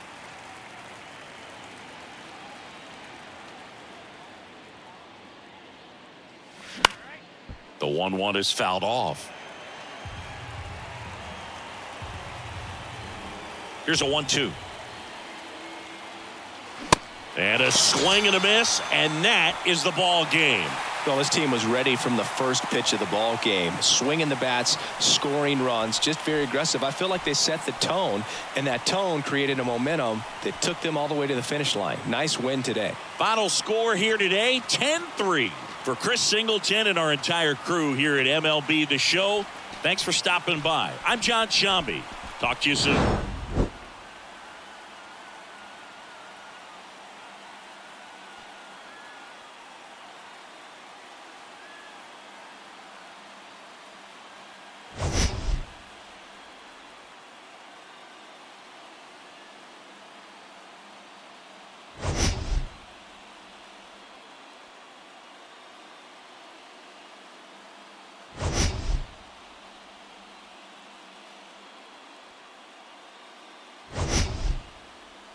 For you this afternoon, it's the San Diego Padres going up against the New York Yankees.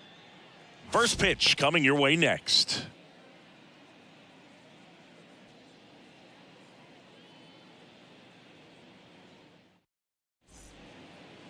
Just about ready to roll here, and taking the ball for the Yankees, Garrett Cole. What should we keep an eye on here? Comes into this start sporting a lifetime ERA just over 3. He's been pretty great for most of his big league career. Can't wait to watch him in this one. Stepping in for San Diego, Fernando Tatis Jr. And the pitch. That misses the zone. And with that, we're underway in the Bronx. First pitch, 135. Tatis waits. Ball. The only adjustment he needs to make is his target. If you aim at the outside corner, that slider's going to end up way off the plate. Perhaps look a little more down the middle, and you get it right where you want it. That one finds the zone. Now 2-1. Out there on the mound, he's setting the tone early with the fastball, 98 miles per hour up on the scoreboard. That one in for a strike, 2-2. 2-2.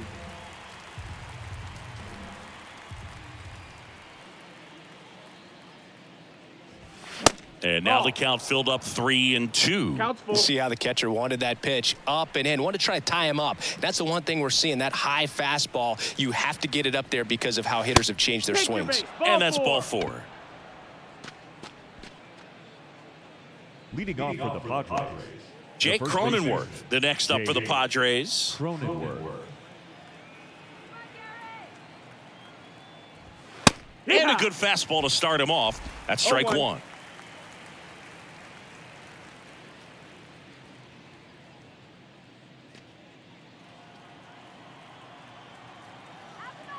Cole a check to first. Tatis dives back in. Runner at first with no outs here.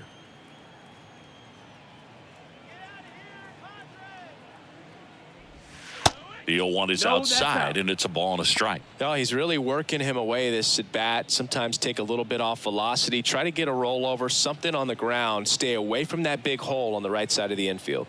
And here it comes. Ball. Pitch misses, and a count 2-1. 2-1.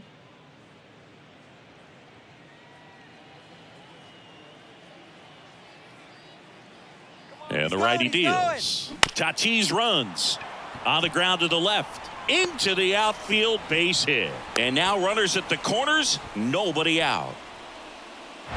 Just a simple ground ball the other way that had eyes on it, man. Sometimes that's all you need to do. Just let the ball travel, put the ball in play, and just hope it finds a hole. It's Xander Bogaerts now. In there, and it's 0-1. When you look at Xander, he has all the tools to anchor a World Series lineup. Yeah, he's one of those rare talents. He's got power at the plate, discipline to go along with it. Oh, and if he gets on, he's got the speed. This guy's a great combo, and he's an RBI machine. No outs. Runners at first and third.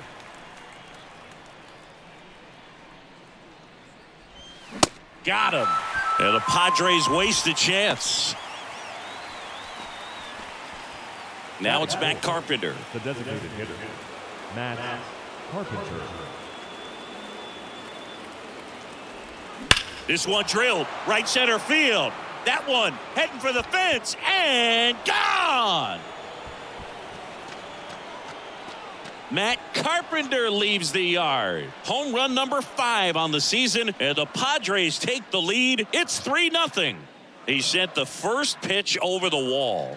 Must have dinner reservations because he wasn't wasting any time at the plate in that at bat. A good hitter gets pitch recognition early. He saw exactly where that was going to be. The challenge, not get over anxious and come out of your swing. He stayed on it and got all of it.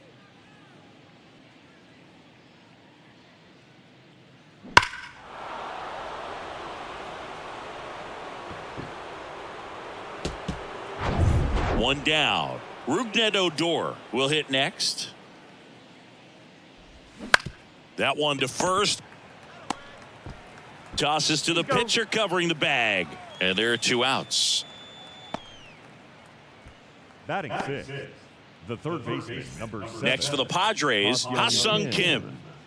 And when you talk about elite defensive third baseman, this guy is at the top of the list. That one's in there, 0-1. This guy plays third base like he's a shortstop, and he welcomes the difficult play, can throw from so many different angles, and makes really tough plays look very easy.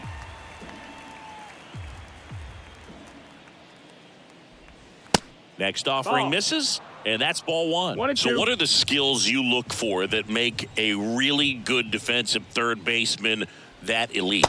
Well, Boog, one of the things I think about immediately are just the feet. Does he have good feet? Is he able to quickly react? And when you have good feet, you've got soft hands. Swings through it for the K. Couldn't catch up to the heater. So a 3-run shot for the Padres here. It's now 3-0. It's Major League Baseball, and it's on the show.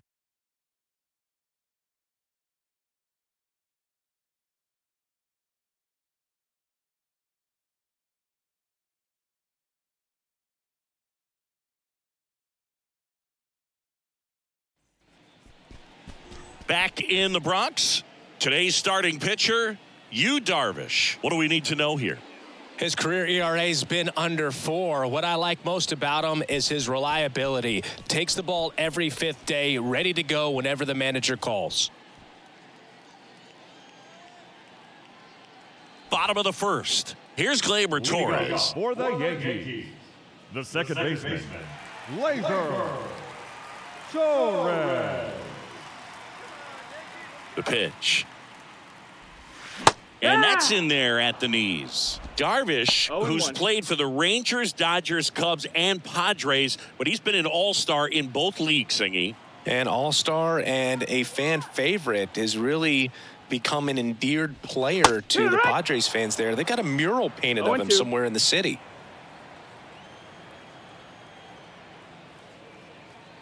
The why to kick the pitch. He goes down looking. Well, that at-bat seemed to be over as soon as it started. 3-pitch strikeout. You've got to be better at the plate right there, at least to foul something off, extend that at-bat.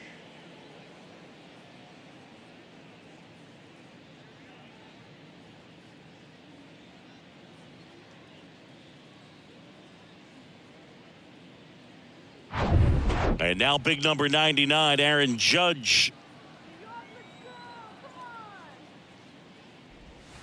That misses the zone, and that's ball 1. Aaron Judge in 2016 got 95 plate appearances and hit just 179. He kept that number 179 in the notes section on his iPhone the entire offseason. And then in 2017, he had 52 homers and won the Rookie of the Year. Tries to hold up, appeal to first, did not go.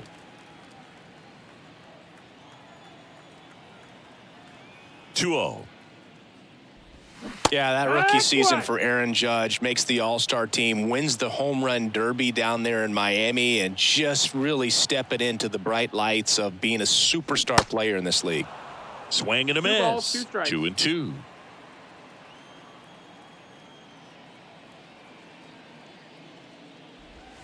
Cuts and misses. It's a strikeout.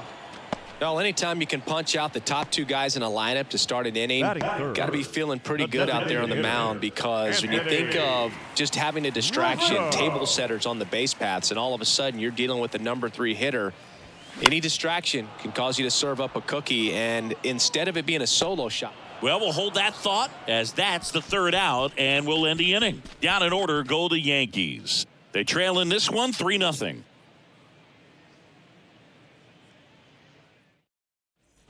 Top of the 2nd. Now it's going to be Trent Grisham. The center fielder. Boog, this guy's just a tremendously talented center fielder. Gold Glove caliber type out there. Offensively, he can do some things, but also has some streakiness as well. I think the key is just trying to find a way for him to be consistent day in and day out. He saves runs in the outfield, so that's going to buy him more time to work things out at the dish.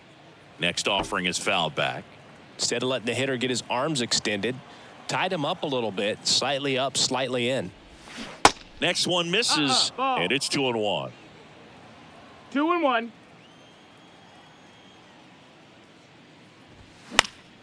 Late swing, foul to the left. 2-2. Stays alive.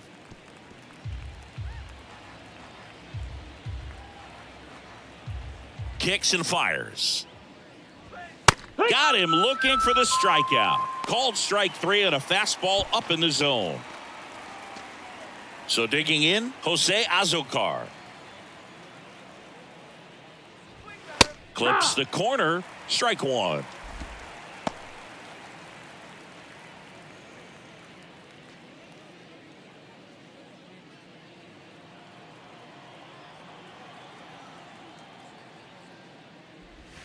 Ball one That's the there. ball. Time to check on our umpires. Earl Hendricks calling balls and strikes. Yeah, well-liked umpire, Boog. Pretty consistent with his zone, so if you're familiar with him and how he works, you won't get too surprised by anything. Sometimes he'll give a little bit off the corner, but nothing too crazy at all. And he drops it down the third baseline. Can't pick it up with the bare hand. This is a big part of his skill set, and he puts himself into situations where he can rely on his speed to impact the ball game. And this is just another example of it, and we'll see what else he can do now that he's on first. And now it's Austin Nola. And he swings and misses, and it's nothing in one. 1 strike.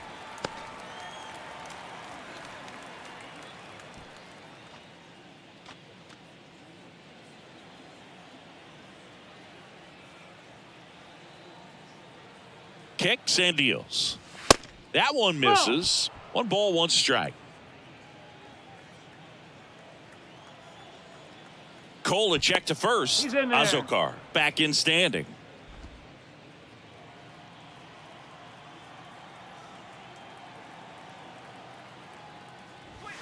Yeah, the pitch is in for a strike. 1-2. Goodness, I think he just took the best pitch he's going to see in this at bat. You don't get many like that in that location. I don't know if you take that pitch against any pitcher out there on the mound. The 1-2. Swings and misses. Now 2 out. That's a pretty nasty pitch right there. I'd call it a power curveball in the 80s. It's got so much spin on it, and you really don't have a lot of time to sit back and watch what it's going to do before you have to commit. It was a good one for the swinging strikeout.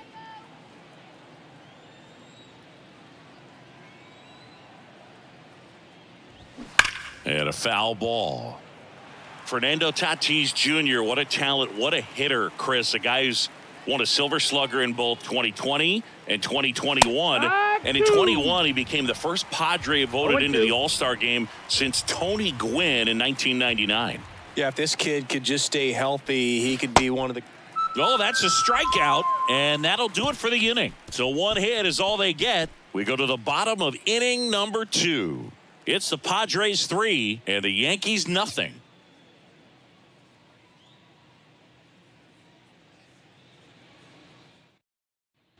Back at Yankee Stadium, we head to the bottom of the second. Here's the veteran first baseman, DJ LeMahieu. One of the rare guys at first base that you almost think defense first. He is that good with the glove. You're talking about top of the list, elite defensive first baseman. Pop foul out of play off to the right. First basemen are involved in just about every single play. So when you have somebody so solid over there, you can breathe a little easier.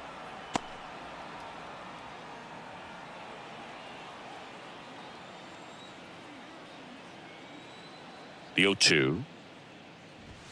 That one missing inside. The other thing about an elite defensive first baseman like him, it just instills a ton of confidence in those guys playing third and short that have to make those long, tough throws at times. And he just handles them so well. So he really makes the entire infield better with his glove.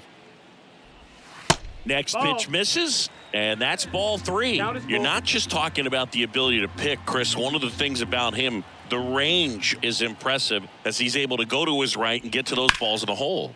Line to left, dives. What a play!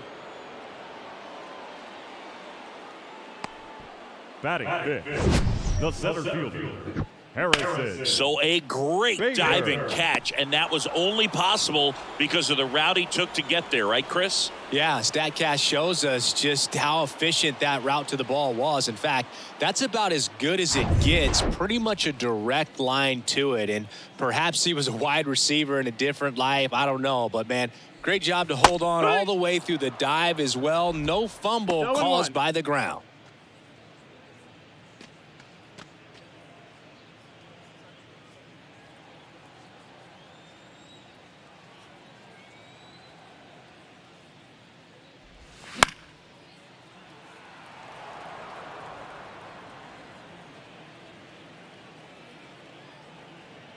The 0-2.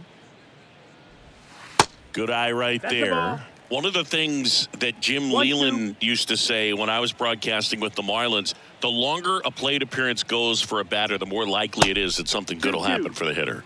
That one misses. 2-2. Chris, Yu Darvish debuted with the Rangers back in 2012. It's been a pretty successful big league career. He's been an all-star multiple times and a guy with all those pitches. He gives PitchCom a run for its money, I think you'd say. Calhoun.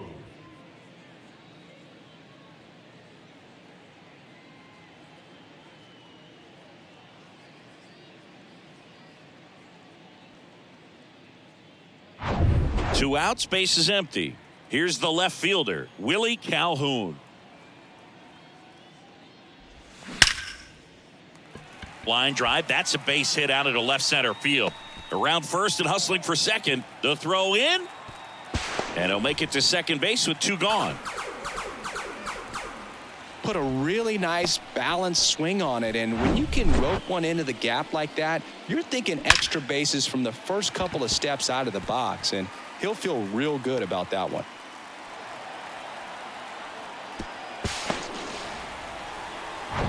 Isaiah Kiner-Falefa up to the plate.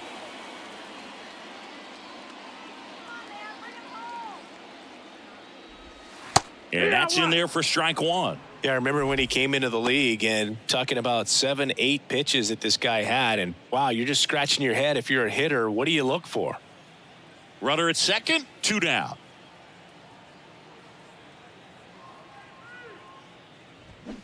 And fouled off.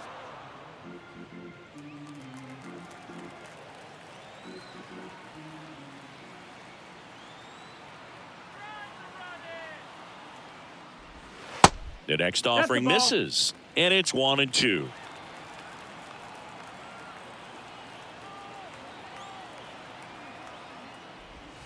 And now 2-2. 2-2.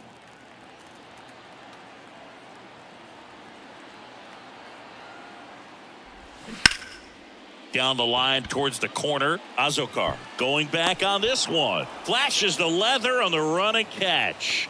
That is the inning. 1 left for the Yankees. They trail it here 3-0.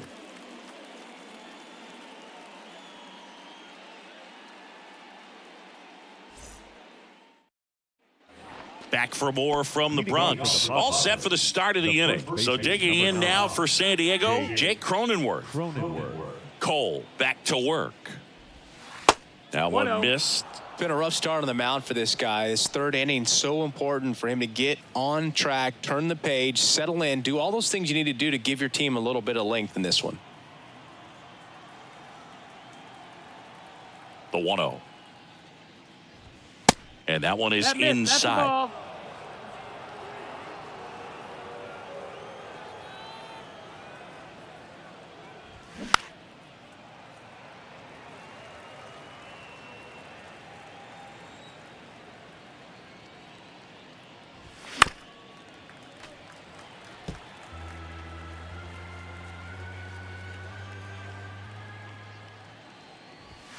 Blows the high heat past him. That's a strikeout. With that kind of velocity, an elevated fastball, even if it's still in the strike zone, can be tough for hitters to get on top of.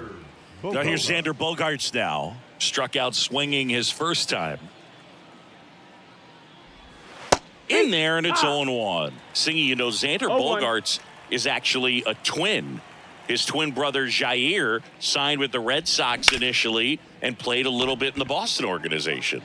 That's pretty cool. Toss to LeMahieu. Bogaerts retired. Now batting, designated hitter, Matt Carpenter. 2 outs, base is empty. Matt Carpenter, the next up for the Padres. He's already homered in this one.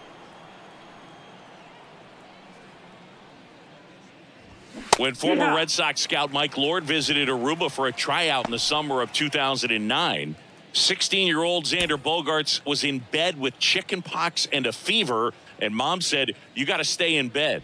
But she agreed to lift the order for 1 day thanks to some persuading from Xander's uncle, and after an impressive tryout, he and his twin brother Jair signed with the Red Sox.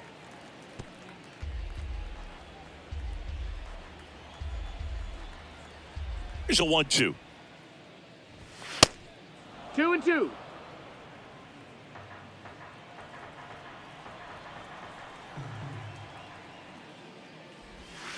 And there's a ball. Full count. And what's interesting is Xander wanted to be a teacher when he was growing up, and obviously that did not happen. But what's cool is that his elementary school was renamed after him. The 3-2 is off the outside edge, and that is ball 4. Boog, do you think you could draw a walk in the bigs if we gave you enough at bats? Oh, that's a good question. I think that if they gave the pitcher a false scouting report on me, yes, I think I could draw a walk. Odor in the box with 2 gone and takes a look at a called strike.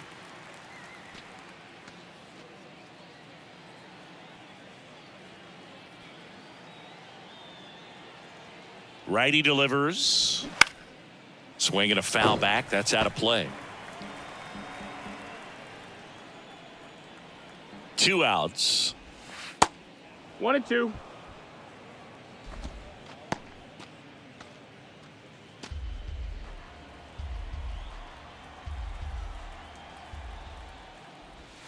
Yeah, the 1-2 misses to even the count.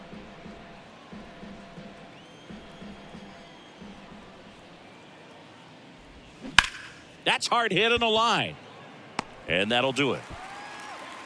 1 left for San Diego, but they lead it 3-0.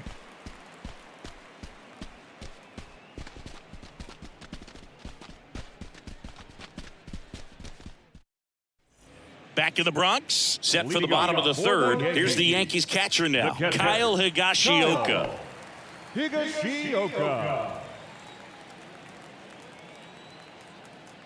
The wind of the pitch. And ball 1.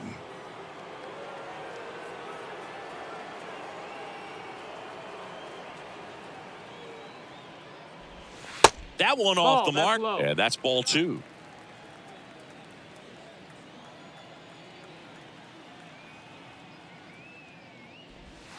A little bit low. Well, I would expect in this 3-0 count, you're taking all the way. See if he'll walk you.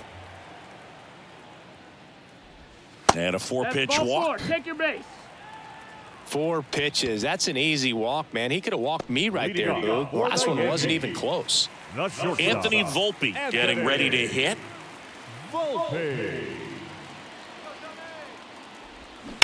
Drilled out towards left center field. That's well struck. Grisham going back some more, up against the wall and brings it in. That's just a really nice catch on the run right there. He saved extra bases for sure. If the pitcher's his friend, he'll give him a second to catch his breath before he's ready to deal the next pitch. Gleyber Torres up to the plate. 0 for 1 after striking out looking to start the game.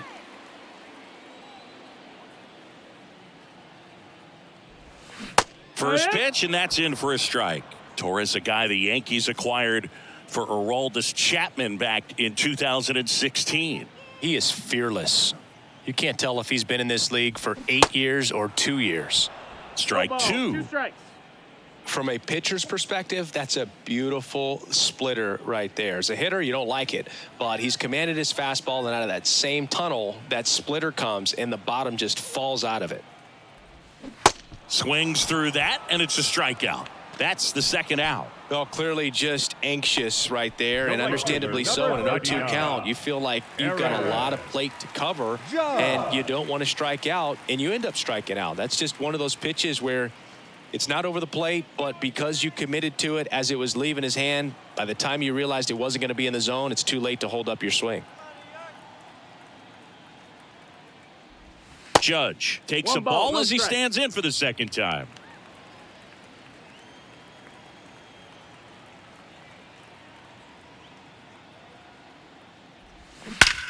Swings and blasts one deep to left center. And that ball is out of here. That one felt good. His 16th homer of the year. It's 3-2.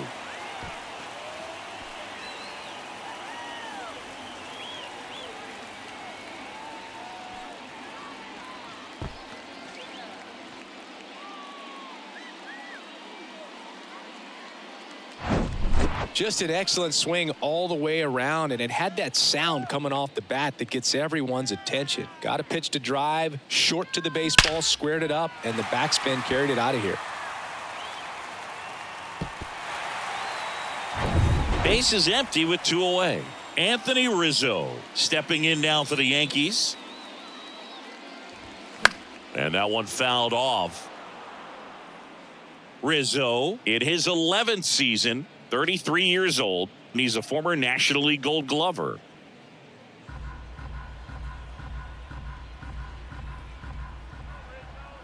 And a pitch. Ground ball to the right side. Oh, look at the stop. On the money. Nice play.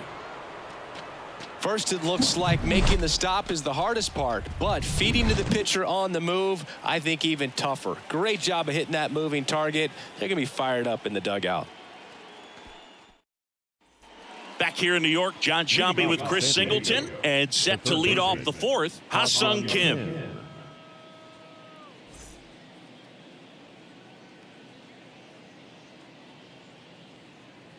Let's go, Yankees. Come on, New York. The wind of the pitch.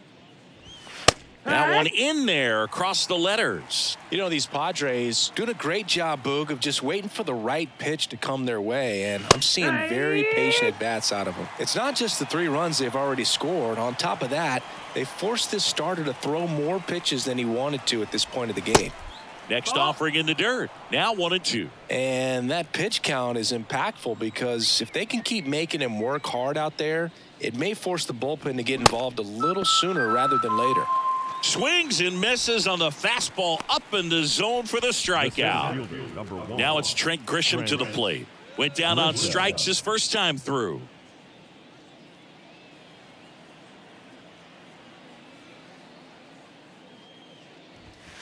First pitch doesn't find the zone. Singy 4 homers in 22 games at Old Yankee Stadium. What do you remember? Well, I remember my rookie year hitting 2 in one game. And, you know, before that game in the clubhouse, there was a gentleman there who owned a suit company there in downtown Manhattan. And he said to me, "Hey, kid, you hit a home run in the game tonight. Come over to the store tomorrow and I'll give you a free suit." Left-hand batter waits. And it's even up. So I went into the game. I happened to hit 2. When I walked into the store the next day and he looked at me, he said, "You're trying to put me out of business, aren't you?" And that was a great experience that I had as a rookie playing against the Yankees, playing in New York. 3-2. Payoff pitch. Swing and a miss. The velocity blasted it right past him. Now batting.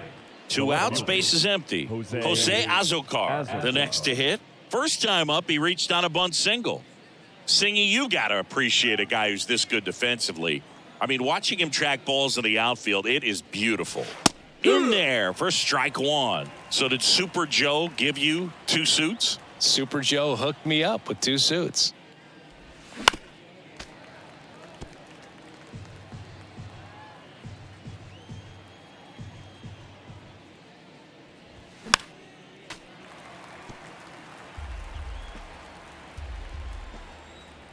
The wind and the pitch.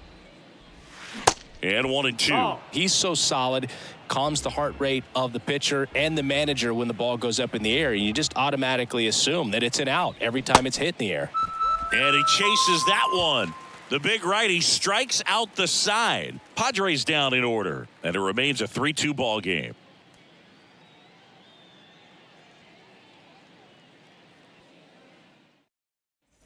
Back at Yankee Stadium, bottom of the 4th, DJ LeMahieu to start it off. DJ. There's one guy that I can think about, Boog, who started as a third baseman, Alex Gordon, and then became an elite perennial gold glover out in left field for the Kansas City Royals. But he's a guy, when you watch him play, you would imagine that that's all he ever played in his life was the outfield. Liner snagged it first. The center fielder, number 4, Harrison Bader. And now Bader up to the plate. Caught looking his first time up.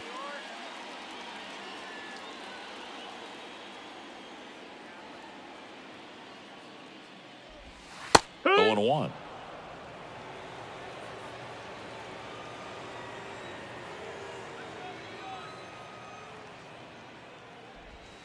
And that misses off the outside edge.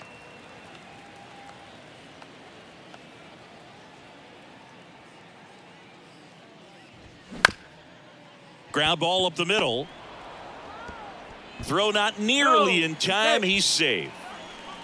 Definitely used that speed tool of his right there. It wasn't even close. And now a chance to maybe get creative on offense with good speed on first. Calhoun. Willie Calhoun stands in here.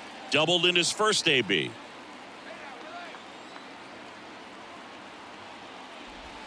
Swing and a miss. 0-1. 0-1.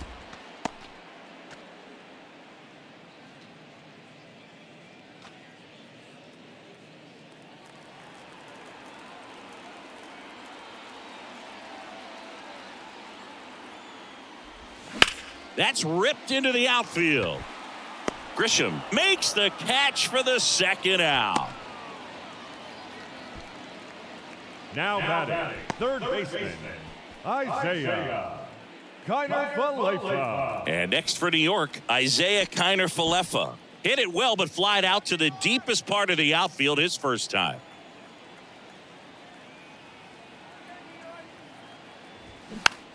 Popped up left side. That takes care of Kiner-Falefa. And that will end the inning. The Yanks lead one, and it's still a 3-2 ball game.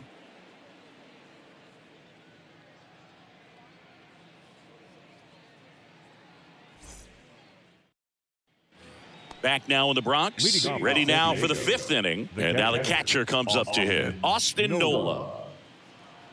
Well, you got to give him credit out there on the mound. This outing started off a little shaky, but he's found a way to settle in and turn this into a pretty good start. Kind of shows you a lot about his mental makeup as a pitcher. Next offering is downstairs. Well, he looks more focused at the plate and working the count after that first at-bat strikeout.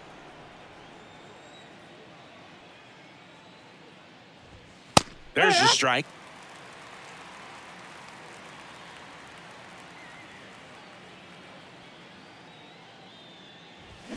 Swing and a miss. Well, you got to find a way to catch up to that pitch. Perhaps shorten the swing, eliminate the stride. That one came in hot, but right down the middle, you're saying to yourself, how did I miss that pitch? Got to make a quick adjustment.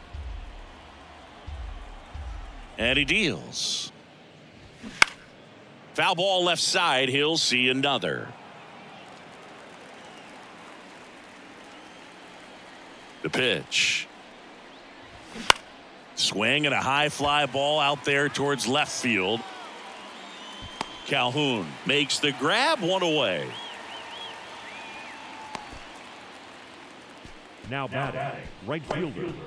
So the batting order turns over, and the batter will be Fernando Tatis Jr. He's a guy, Chris, whose highlights include some of the best throws from the outfield that you will ever see. Definitely one of the best arms in the sport. That's in there. Strike one. Yeah, the infielders and the catcher can never give up on a play because if this guy thinks he has a chance, he's going to throw it from the warning track if he has to. Ball. And the pitch is outside, ball one.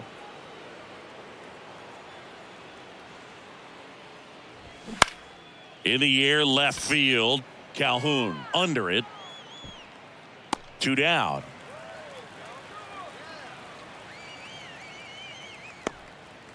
The first baseman, number 9, Jake. So up next, Jake Cronenworth. Singled and scored back in the first. He's 1 for 2.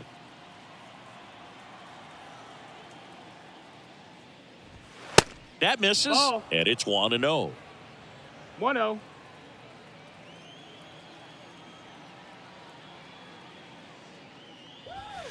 And that's too high.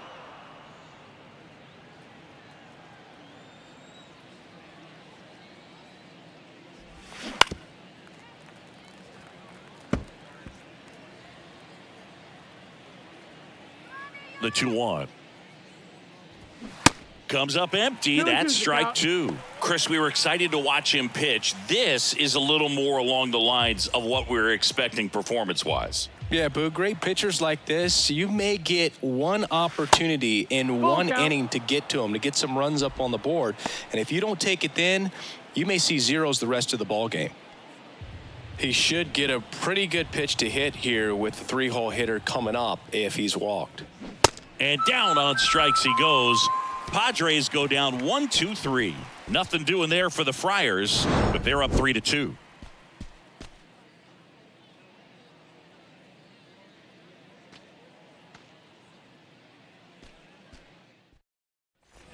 And welcome back. Bottom of the inning. And here's the catcher, Kyle Higashioka. He is at the top of the game in terms of defense at the catching spot. And a pitch. And that one is inside ball one.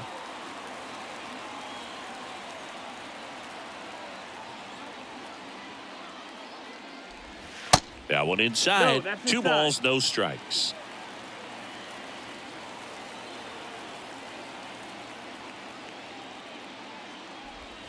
A bit behind with that swing. It's strike one.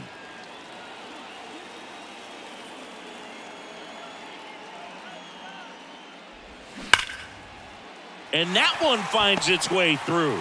Off to a good start with a leadoff knock. Well, a swing like that can help you come out of the struggle. We saw the numbers coming into the ball game, but all he's trying to do at this point is help his team win. Anthony Volpe stepping in now for the Yankees. He flied out to the warning track at his first trip. That misses the zone, and that is ball one.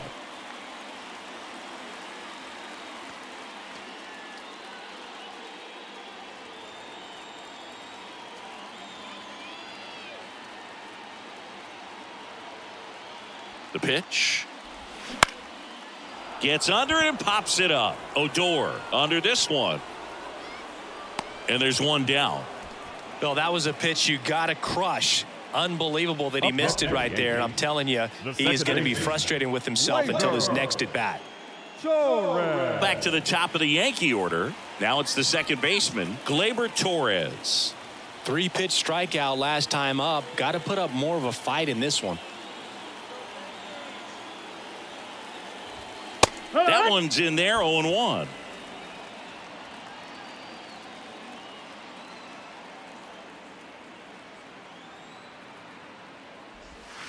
That's in there.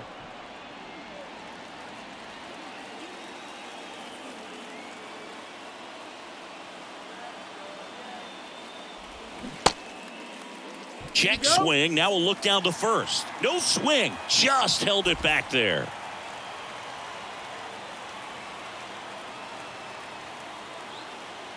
One and two here. 2-2.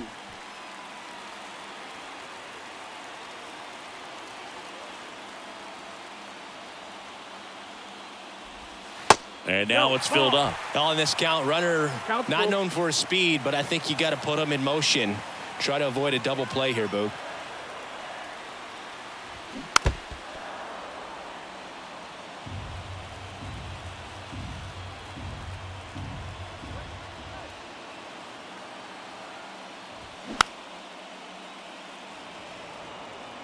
Good battle here. About to be the 8th pitch of the at-bat.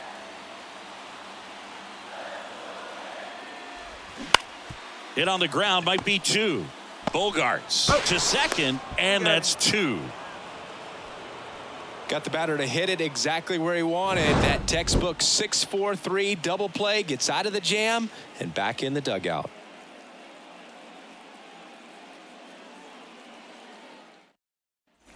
All right, we go to the top half of inning number 6. And here comes Xander Bogaerts.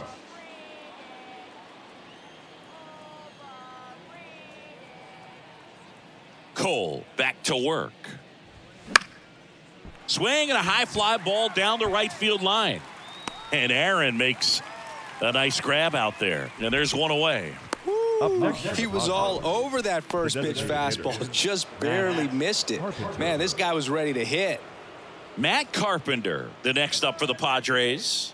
He's already homered here in this one. And there's a fly ball deep right field. That one back there. And out of here. Another homer. His second home run of the game. It's 4-2.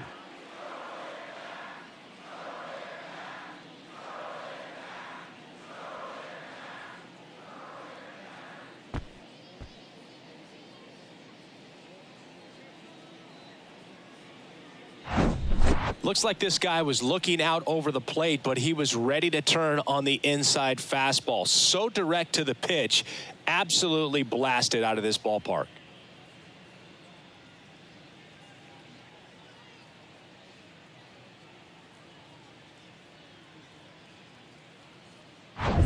One out, base is empty. Rougned Odor comes up to the plate now. And he flips a breaking ball in there, or a changeup. Either one. Something off speed. Good arm action on it, whatever it was.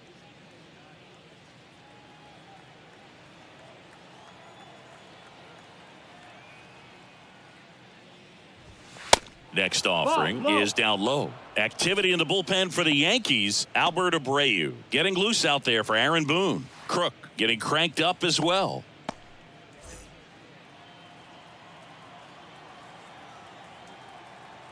The pitch. And that one is in the dirt. Now 2 balls and a strike. For you growing up in New York City, I mean, you're a big sports fan. Tell me about your experience with the Yankees growing up. I really went to Shea Stadium more than I did to Yankee Stadium. I grew up a Phillies fan. There was one game, though, that I went to as a kid. I sat in the upper deck. It was the game that Bo Jackson hit 3 homers in his first 3 plate appearances and then hurt his shoulder diving for Deion Sanders' inside the park home run. That's probably the most memorable game that I ever attended as a fan at Old Yankee Stadium.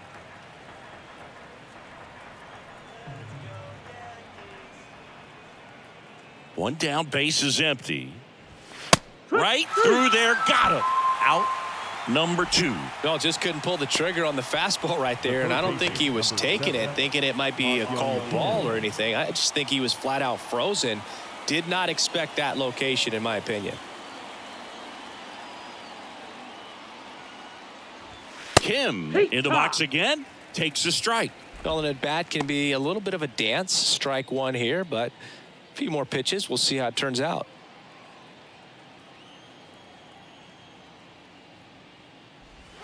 Clips the corner. No balls, 2 strikes.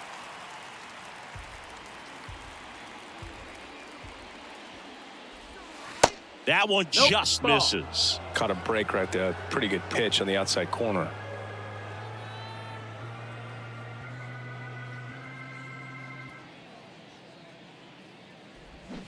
Swings and misses, struck him out. The Padres get 1 in the inning with a solo blast. It's now 4-2.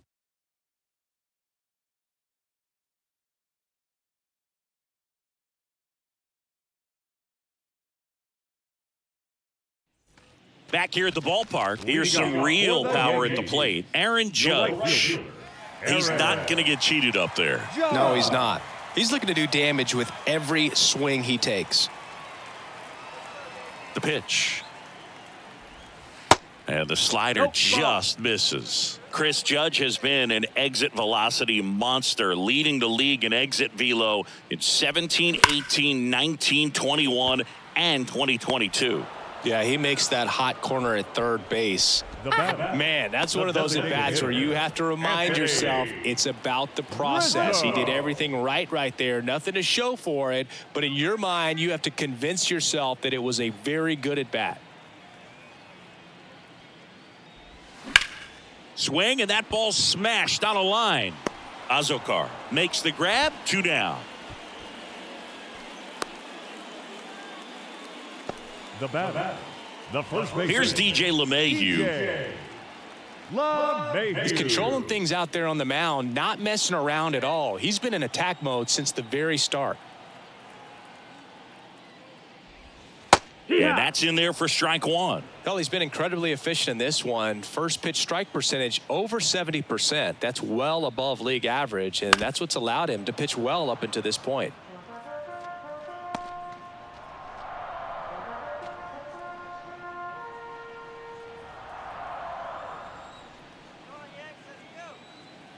0-2 now.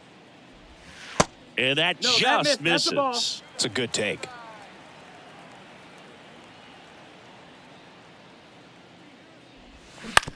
Up the middle, Bogarts. Tosses to first, and that is the inning. 1-2-3, go the Yankees. They trail it here, 4-2.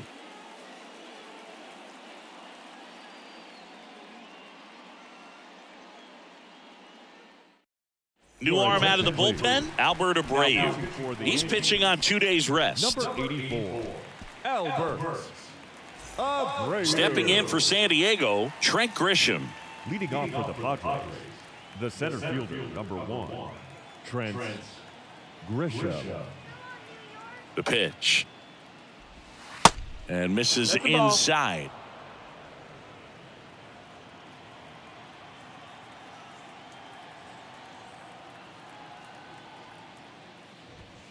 Good eye That's the right ball. there. Struggled a little bit in this one. Couple of strikeouts earlier, but doing a much better job in this at bat to get ahead and find a good hitter's count at 2-0. Righty to the plate. Hee-haw! In today's game, not that many fastball counts, but hitters still in the back of their minds, they're looking for one. 2-0 changeup call right there. Excellent pitch selection to go with. Hard hit, right side. Torres over to for that. first. That takes care of Grisham. Now batting, left fielder, Jose Azocar. Next for the Padres, Jose Azocar. Let's go, New York.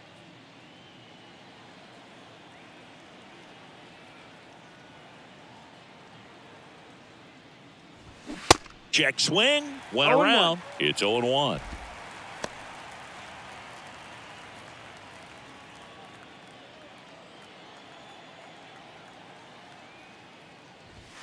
Now 1-1. That missed. That's a ball.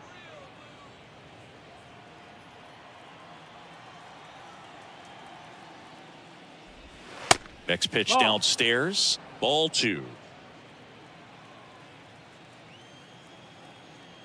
Right-handed reliever. That one not 3-1. close. And now 3-1. This is a really good feeling for a hitter at this point in the ball game. You know that they don't want to walk you, so you're going to get a pitch to hit. You just better not miss it. Hauls it in, 2 away. The batter, the catcher, Austin Nola. Austin Nola digs in now. Let's go, New York.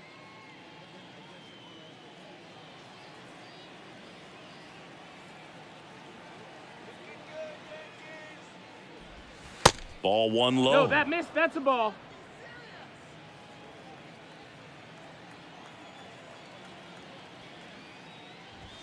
Swing and a miss as he was late. 1-1. Definitely not a pitch location you're expecting up there as a hitter when you know the guy's got a good sinker ball. If he can get in that location, boy, you've got to look top to bottom, and that's going to make it very difficult to hit.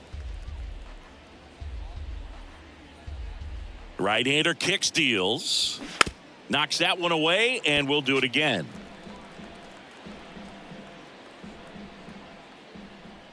And a ball and 2 strikes. Spoils the 2-strike pitch, and he'll see another.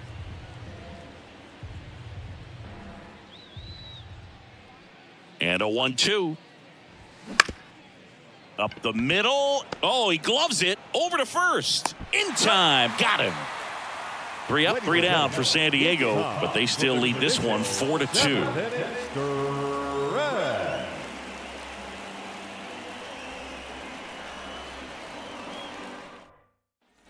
Set for the last half of the 7th, and stepping in for the Yankees, Harrison Bader. You talk about elite defensive players, especially in the middle of the diamond, and this guy is at the top of the list. And the pitch. That misses the That's a zone. Ball 1. Yeah, we go beyond just the fielding percentage and what it looks like, but the ability to have a range and close holes that are normally there against an average defender. But this guy is special, and you can see it in his first step quickness. The 1-1 is fouled off. Boog, and the one thing about that is speed never goes in a slump, and defense shouldn't either. Hitting-wise, you can struggle, you can lose your mechanics, but the thing that you can do consistently every single game is play great defense if you're talented in that way, and this is what this guy does.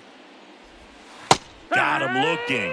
And one away in the bottom of the 7th. A big first out here in the 7th via the punch-out. Yeah, it just does so much to change the outlook of an important inning like this. When you got the leadoff hitter, so critical in setting the table when you got a tight game like this. So a strikeout really puts them on their heels. Now the left fielder, Willie Calhoun. Slice the other way. That's a base hit.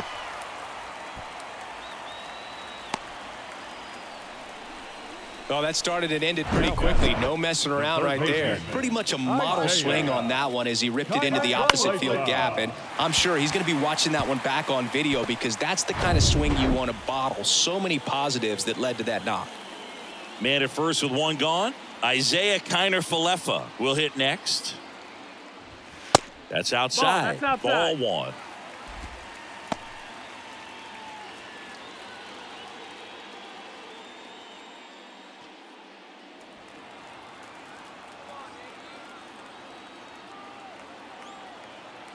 The tying run at the plate. Good eye right there. The Yankees looking to rally.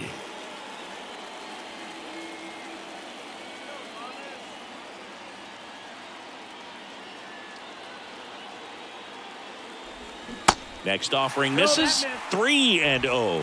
Kyle Higashioka up next.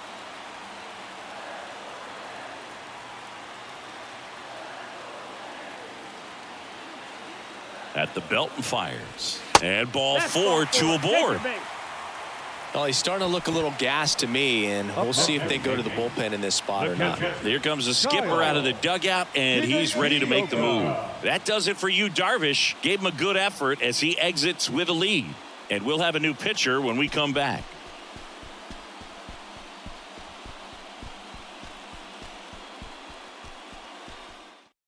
They hand the ball over to a new arm, Steven Wilson. Well, the best relievers love the opportunity to come in and protect a tight lead late in the ball game. Some of them are just wired different, so we'll see what he's got here. And up next for New York, Kyle Higashioka. This guy, one of the best defensive catchers going. You talk about framing, the ability to block, catch, and throw. He is at the top of the game. That's in there. That's strike 1.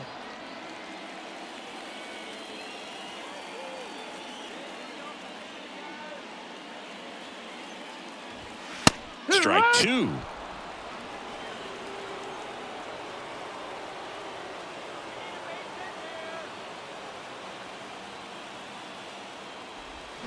And that's down and away. Way to lay off that pitch down. 1 ball, 2 strikes. Runners at first and second with 1 gone.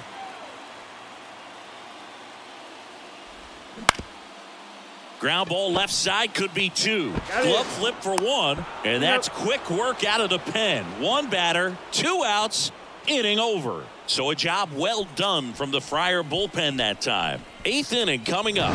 It's the Padres 4 and the Yankees 2.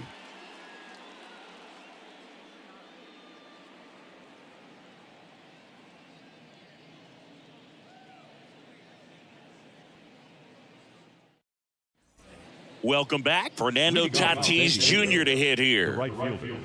It's good speed at the top of the order here. You want to get it on, see if you can get a stolen base, maybe get around the bases and pick up a run. No strikes. And the first offering is not close.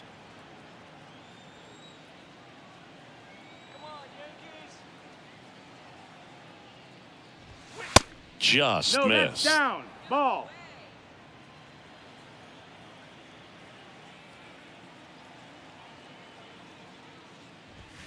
Misses with the 2-0, and he's fired 3 straight outside the strike zone.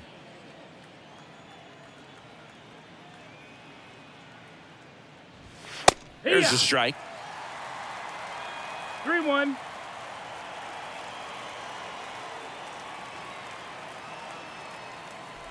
Downstairs, and it misses. Ball 4. Well, that's a really good take right there, and that's just mentally prepared, knowing that if it's not on a tee, you're going to take that pitch because you still have one more strike to work with. Not easy to lay off, but he did an excellent job in that plate appearance. Cronenworth stands in now and watches strike one.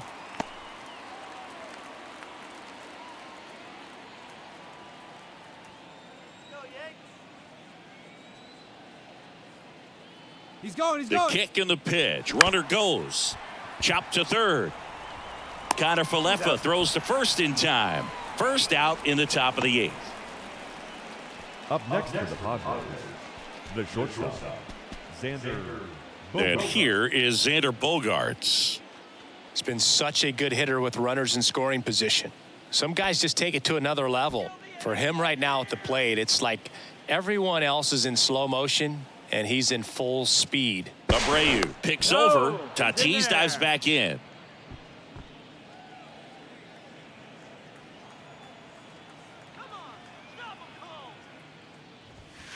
First pitch, and that's in for a strike.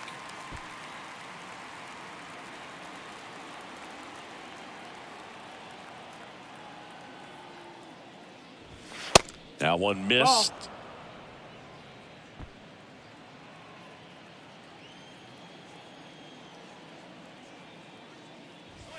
Next offering is in for a strike. Runner at second here, one gone.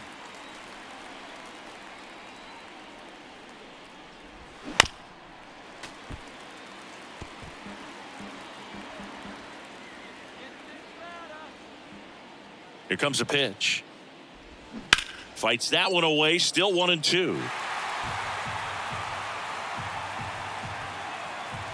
And here it comes. Way inside, and that hit him. He had him 1-2, and he ends up hitting him with a pitch. Well, it's safe to say he won't be getting invited to the charity golf tournament this offseason.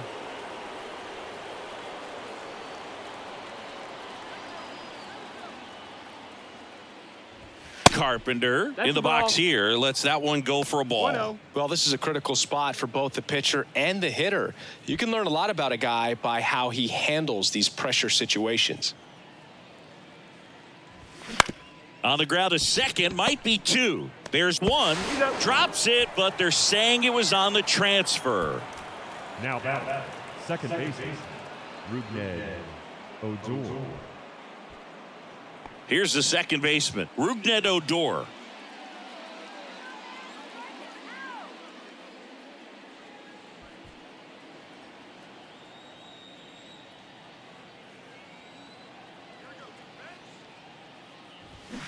And that one fouled off.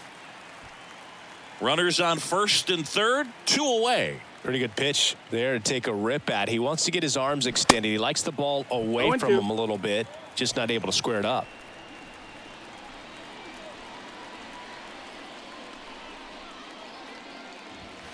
Next one misses, and the count is 1-2. His understanding of the strike zone, very impressive. That was a very close 0-2 fastball. I just don't know how you take that. And the righty deals. Tries to check his swing. Now a look to third. Ring him up, says Clyde Washington. That's a strikeout. Padres leave a pair as they can't add to their 4-2 lead.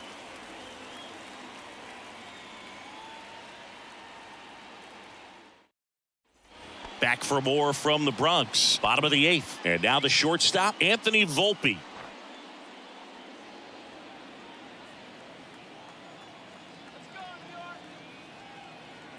And a pitch.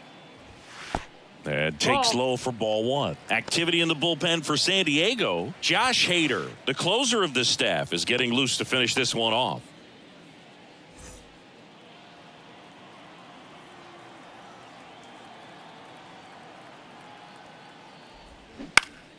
Next offering is fouled back.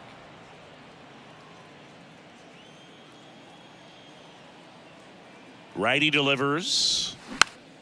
Swinging a foul over the screen and back out of play.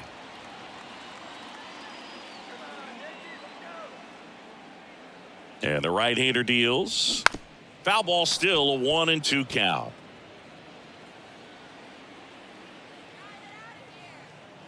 kicks and fires. And there's a rocket into the outfield. And the leadoff man aboard. Still able to come through behind in the count right there. 112 miles per hour. The ball seemed to explode off the bat right there. He put everything together on that swing, so that's one of those knocks that feels a little extra sweet. And now let's see if they force some action with good wheels on the bases. Here's Gleyber Torres. That one's in there. That's strike one.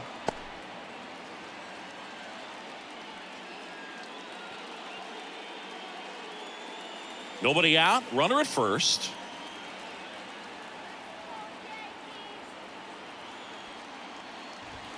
Next offering is in for a strike. With 2 strikes, may see some movement over there at first base. Try to stay out of a double play here.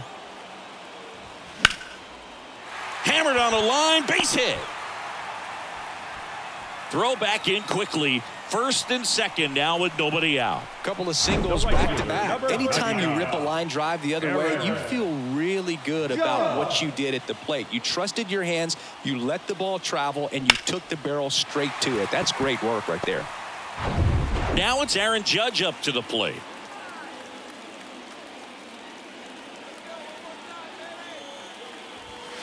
And the first pitch misses for ball one.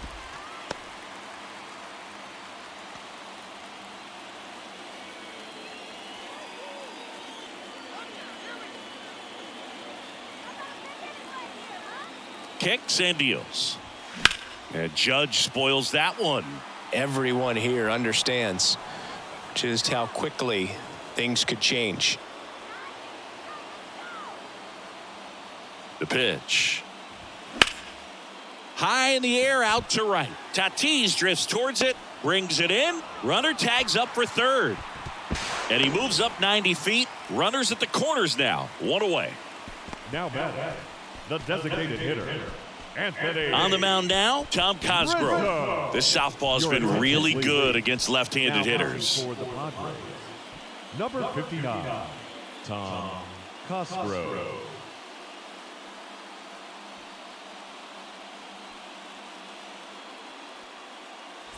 Two on, one out. Anthony Rizzo stepping in now for the Yankees. You know, this is kind of a tough matchup as a left-handed hitter facing a left-handed pitcher. What you tell yourself is I want to stay square to the plate, try to hit the ball over the shortstop's head.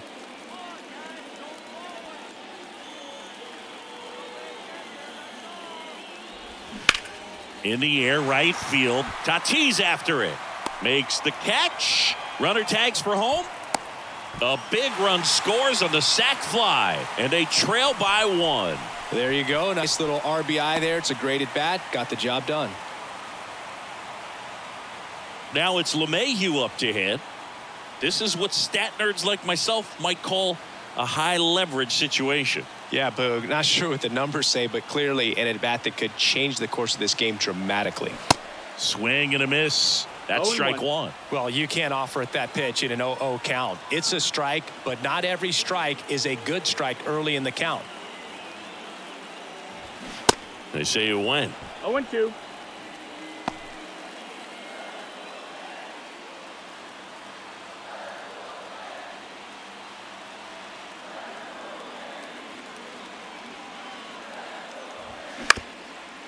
Back to the mound. They take the force out with room to spare, and that's the inning.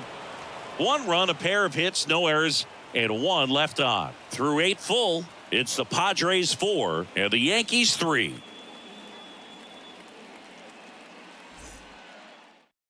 Luis Severino will take over here. This is his 3rd time out this year. 40, Luis Severino.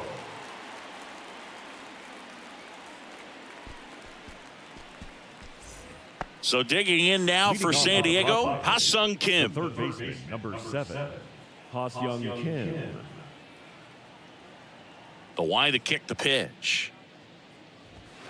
Ball one there. Severino, a 6'2 righty. He features a 4-seam fastball, a changeup, a slider, a cutter, and he works in a 2-seamer.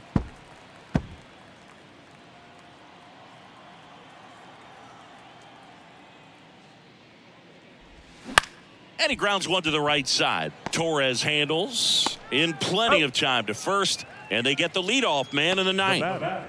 The center fielder, Trent Grisham. Trent Grisham getting ready to hit.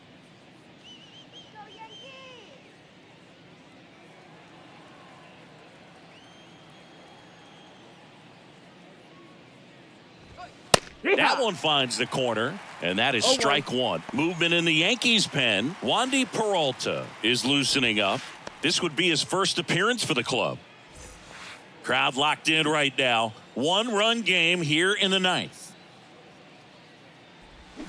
Way out front for strike two. Well, at that velocity, if that's all you're seeing, 88, you can handle that all day long. That's what you get in batting practice. But off the velocity of the fastball, that is a very tough pitch to adjust to. Severino kicks deals. That's a ball. That's inside.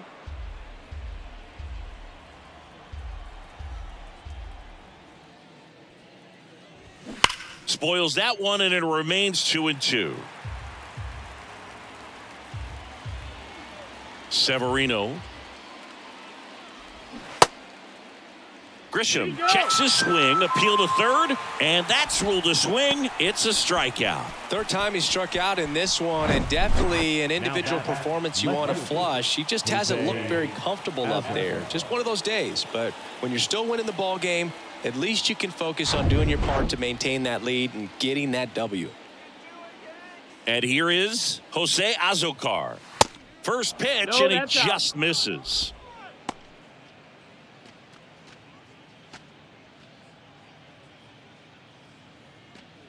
One-run game here in the top of the ninth.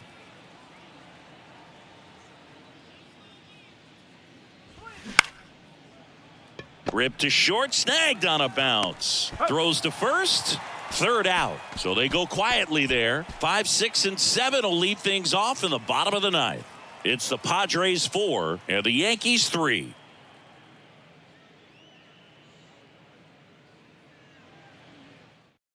We're back, and on the mound is the closer, Josh Hader. Well, he's the guy they hope to turn to out of the pen to lock down wins. So this game has gone to plan, more or less. Let's see if he can wrap it up here. Number 71, Josh Hader. Well, one-run game. Harrison Bader stepping in now for the Yankees. Corner infielders guarding the lines, trying to prevent extra bases. The pitch. Just missed. You know, this guy's great speed is in the back of that pitcher's mind. If he can get on, it's going to give him one more thing he's got to think about.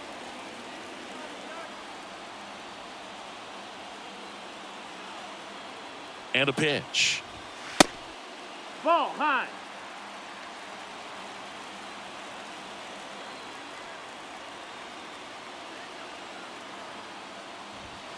And there's a strike. Good heater at 98. 2 balls, 1 strike.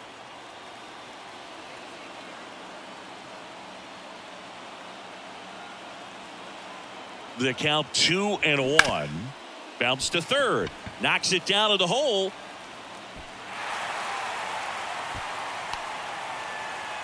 The left fielder, number 24, Willie Calhoun.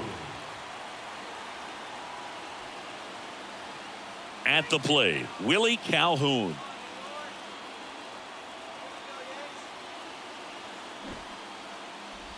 Lays down a bunt to the right side. Cronenworth, and they tag him out. Up next for the Yankees, the third baseman, Isaiah Kiner-Falefa. Here's the third baseman, Isaiah Kiner-Falefa. Oh, how he'd love to walk it off right here.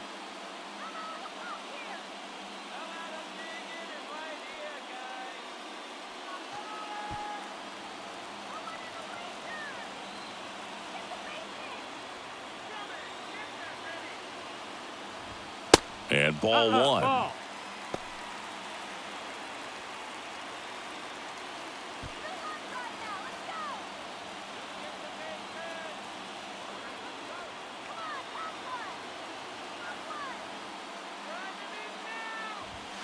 A Next offering upstairs. Appears they're working around him with the base open, Singy. Well, you know, these 2-0 counts, Boo, they're just not what they used to be, and we sound like old guys when I say that. But ultimately, this is a strategic game, and you expect to see this type of approach by the pitcher in this situation.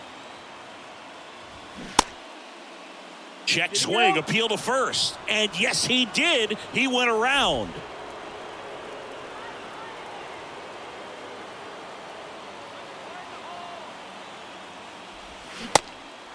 Count is full. Recognize that changeup right out of the hand. Just spit on it. Kyle Higashioka waiting for a turn at the plate.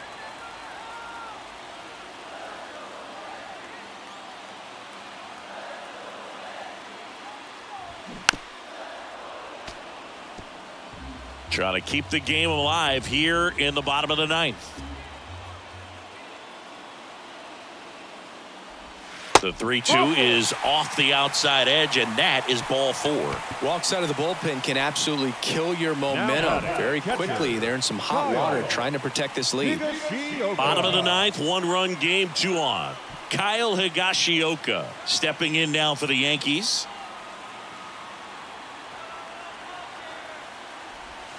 And there's a strike. Really good job in this spot to get ahead in the count. He's going to have to continue, finish off this hitter. Strike 2. Well, so many hard-throwing relievers in the game these days. You would think that guys have made the adjustment, but I don't know if you ever get used to it. Just pumping gas. Got him. 2 away. The batter, number 11. Anthony Volpe stepping in now for the Yankees. Trying to deliver as the hero.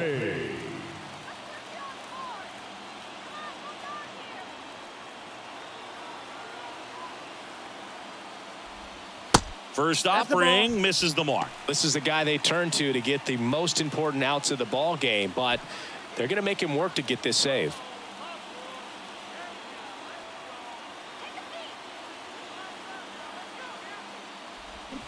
And it's 1-1. 1-1.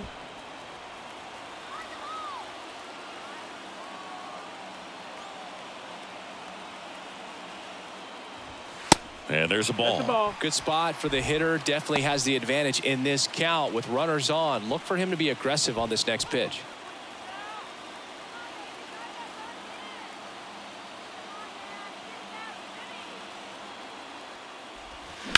He swings and fouls one off.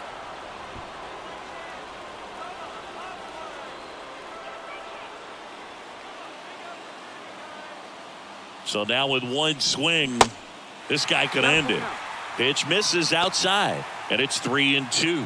Well, comfortable or not, these are the situations closers they seem to live for. I mean, you get into some hot water, a jam, tough spot, whatever you want to call it, but this is where they earn their keep. And a 3-2. Got him looking. The tying and go-ahead runs are left aboard as this one is over. Well, all you want is a chance going to that final frame. They got some base runners, had the tying run at second, the winning run at first, just couldn't come through with the big hit. On the other side, nice job to battle through it, close out the win. 4-3 our final score. For Chris Singleton and our entire outstanding crew here at MLB The Show, I'm John Shambi saying so long.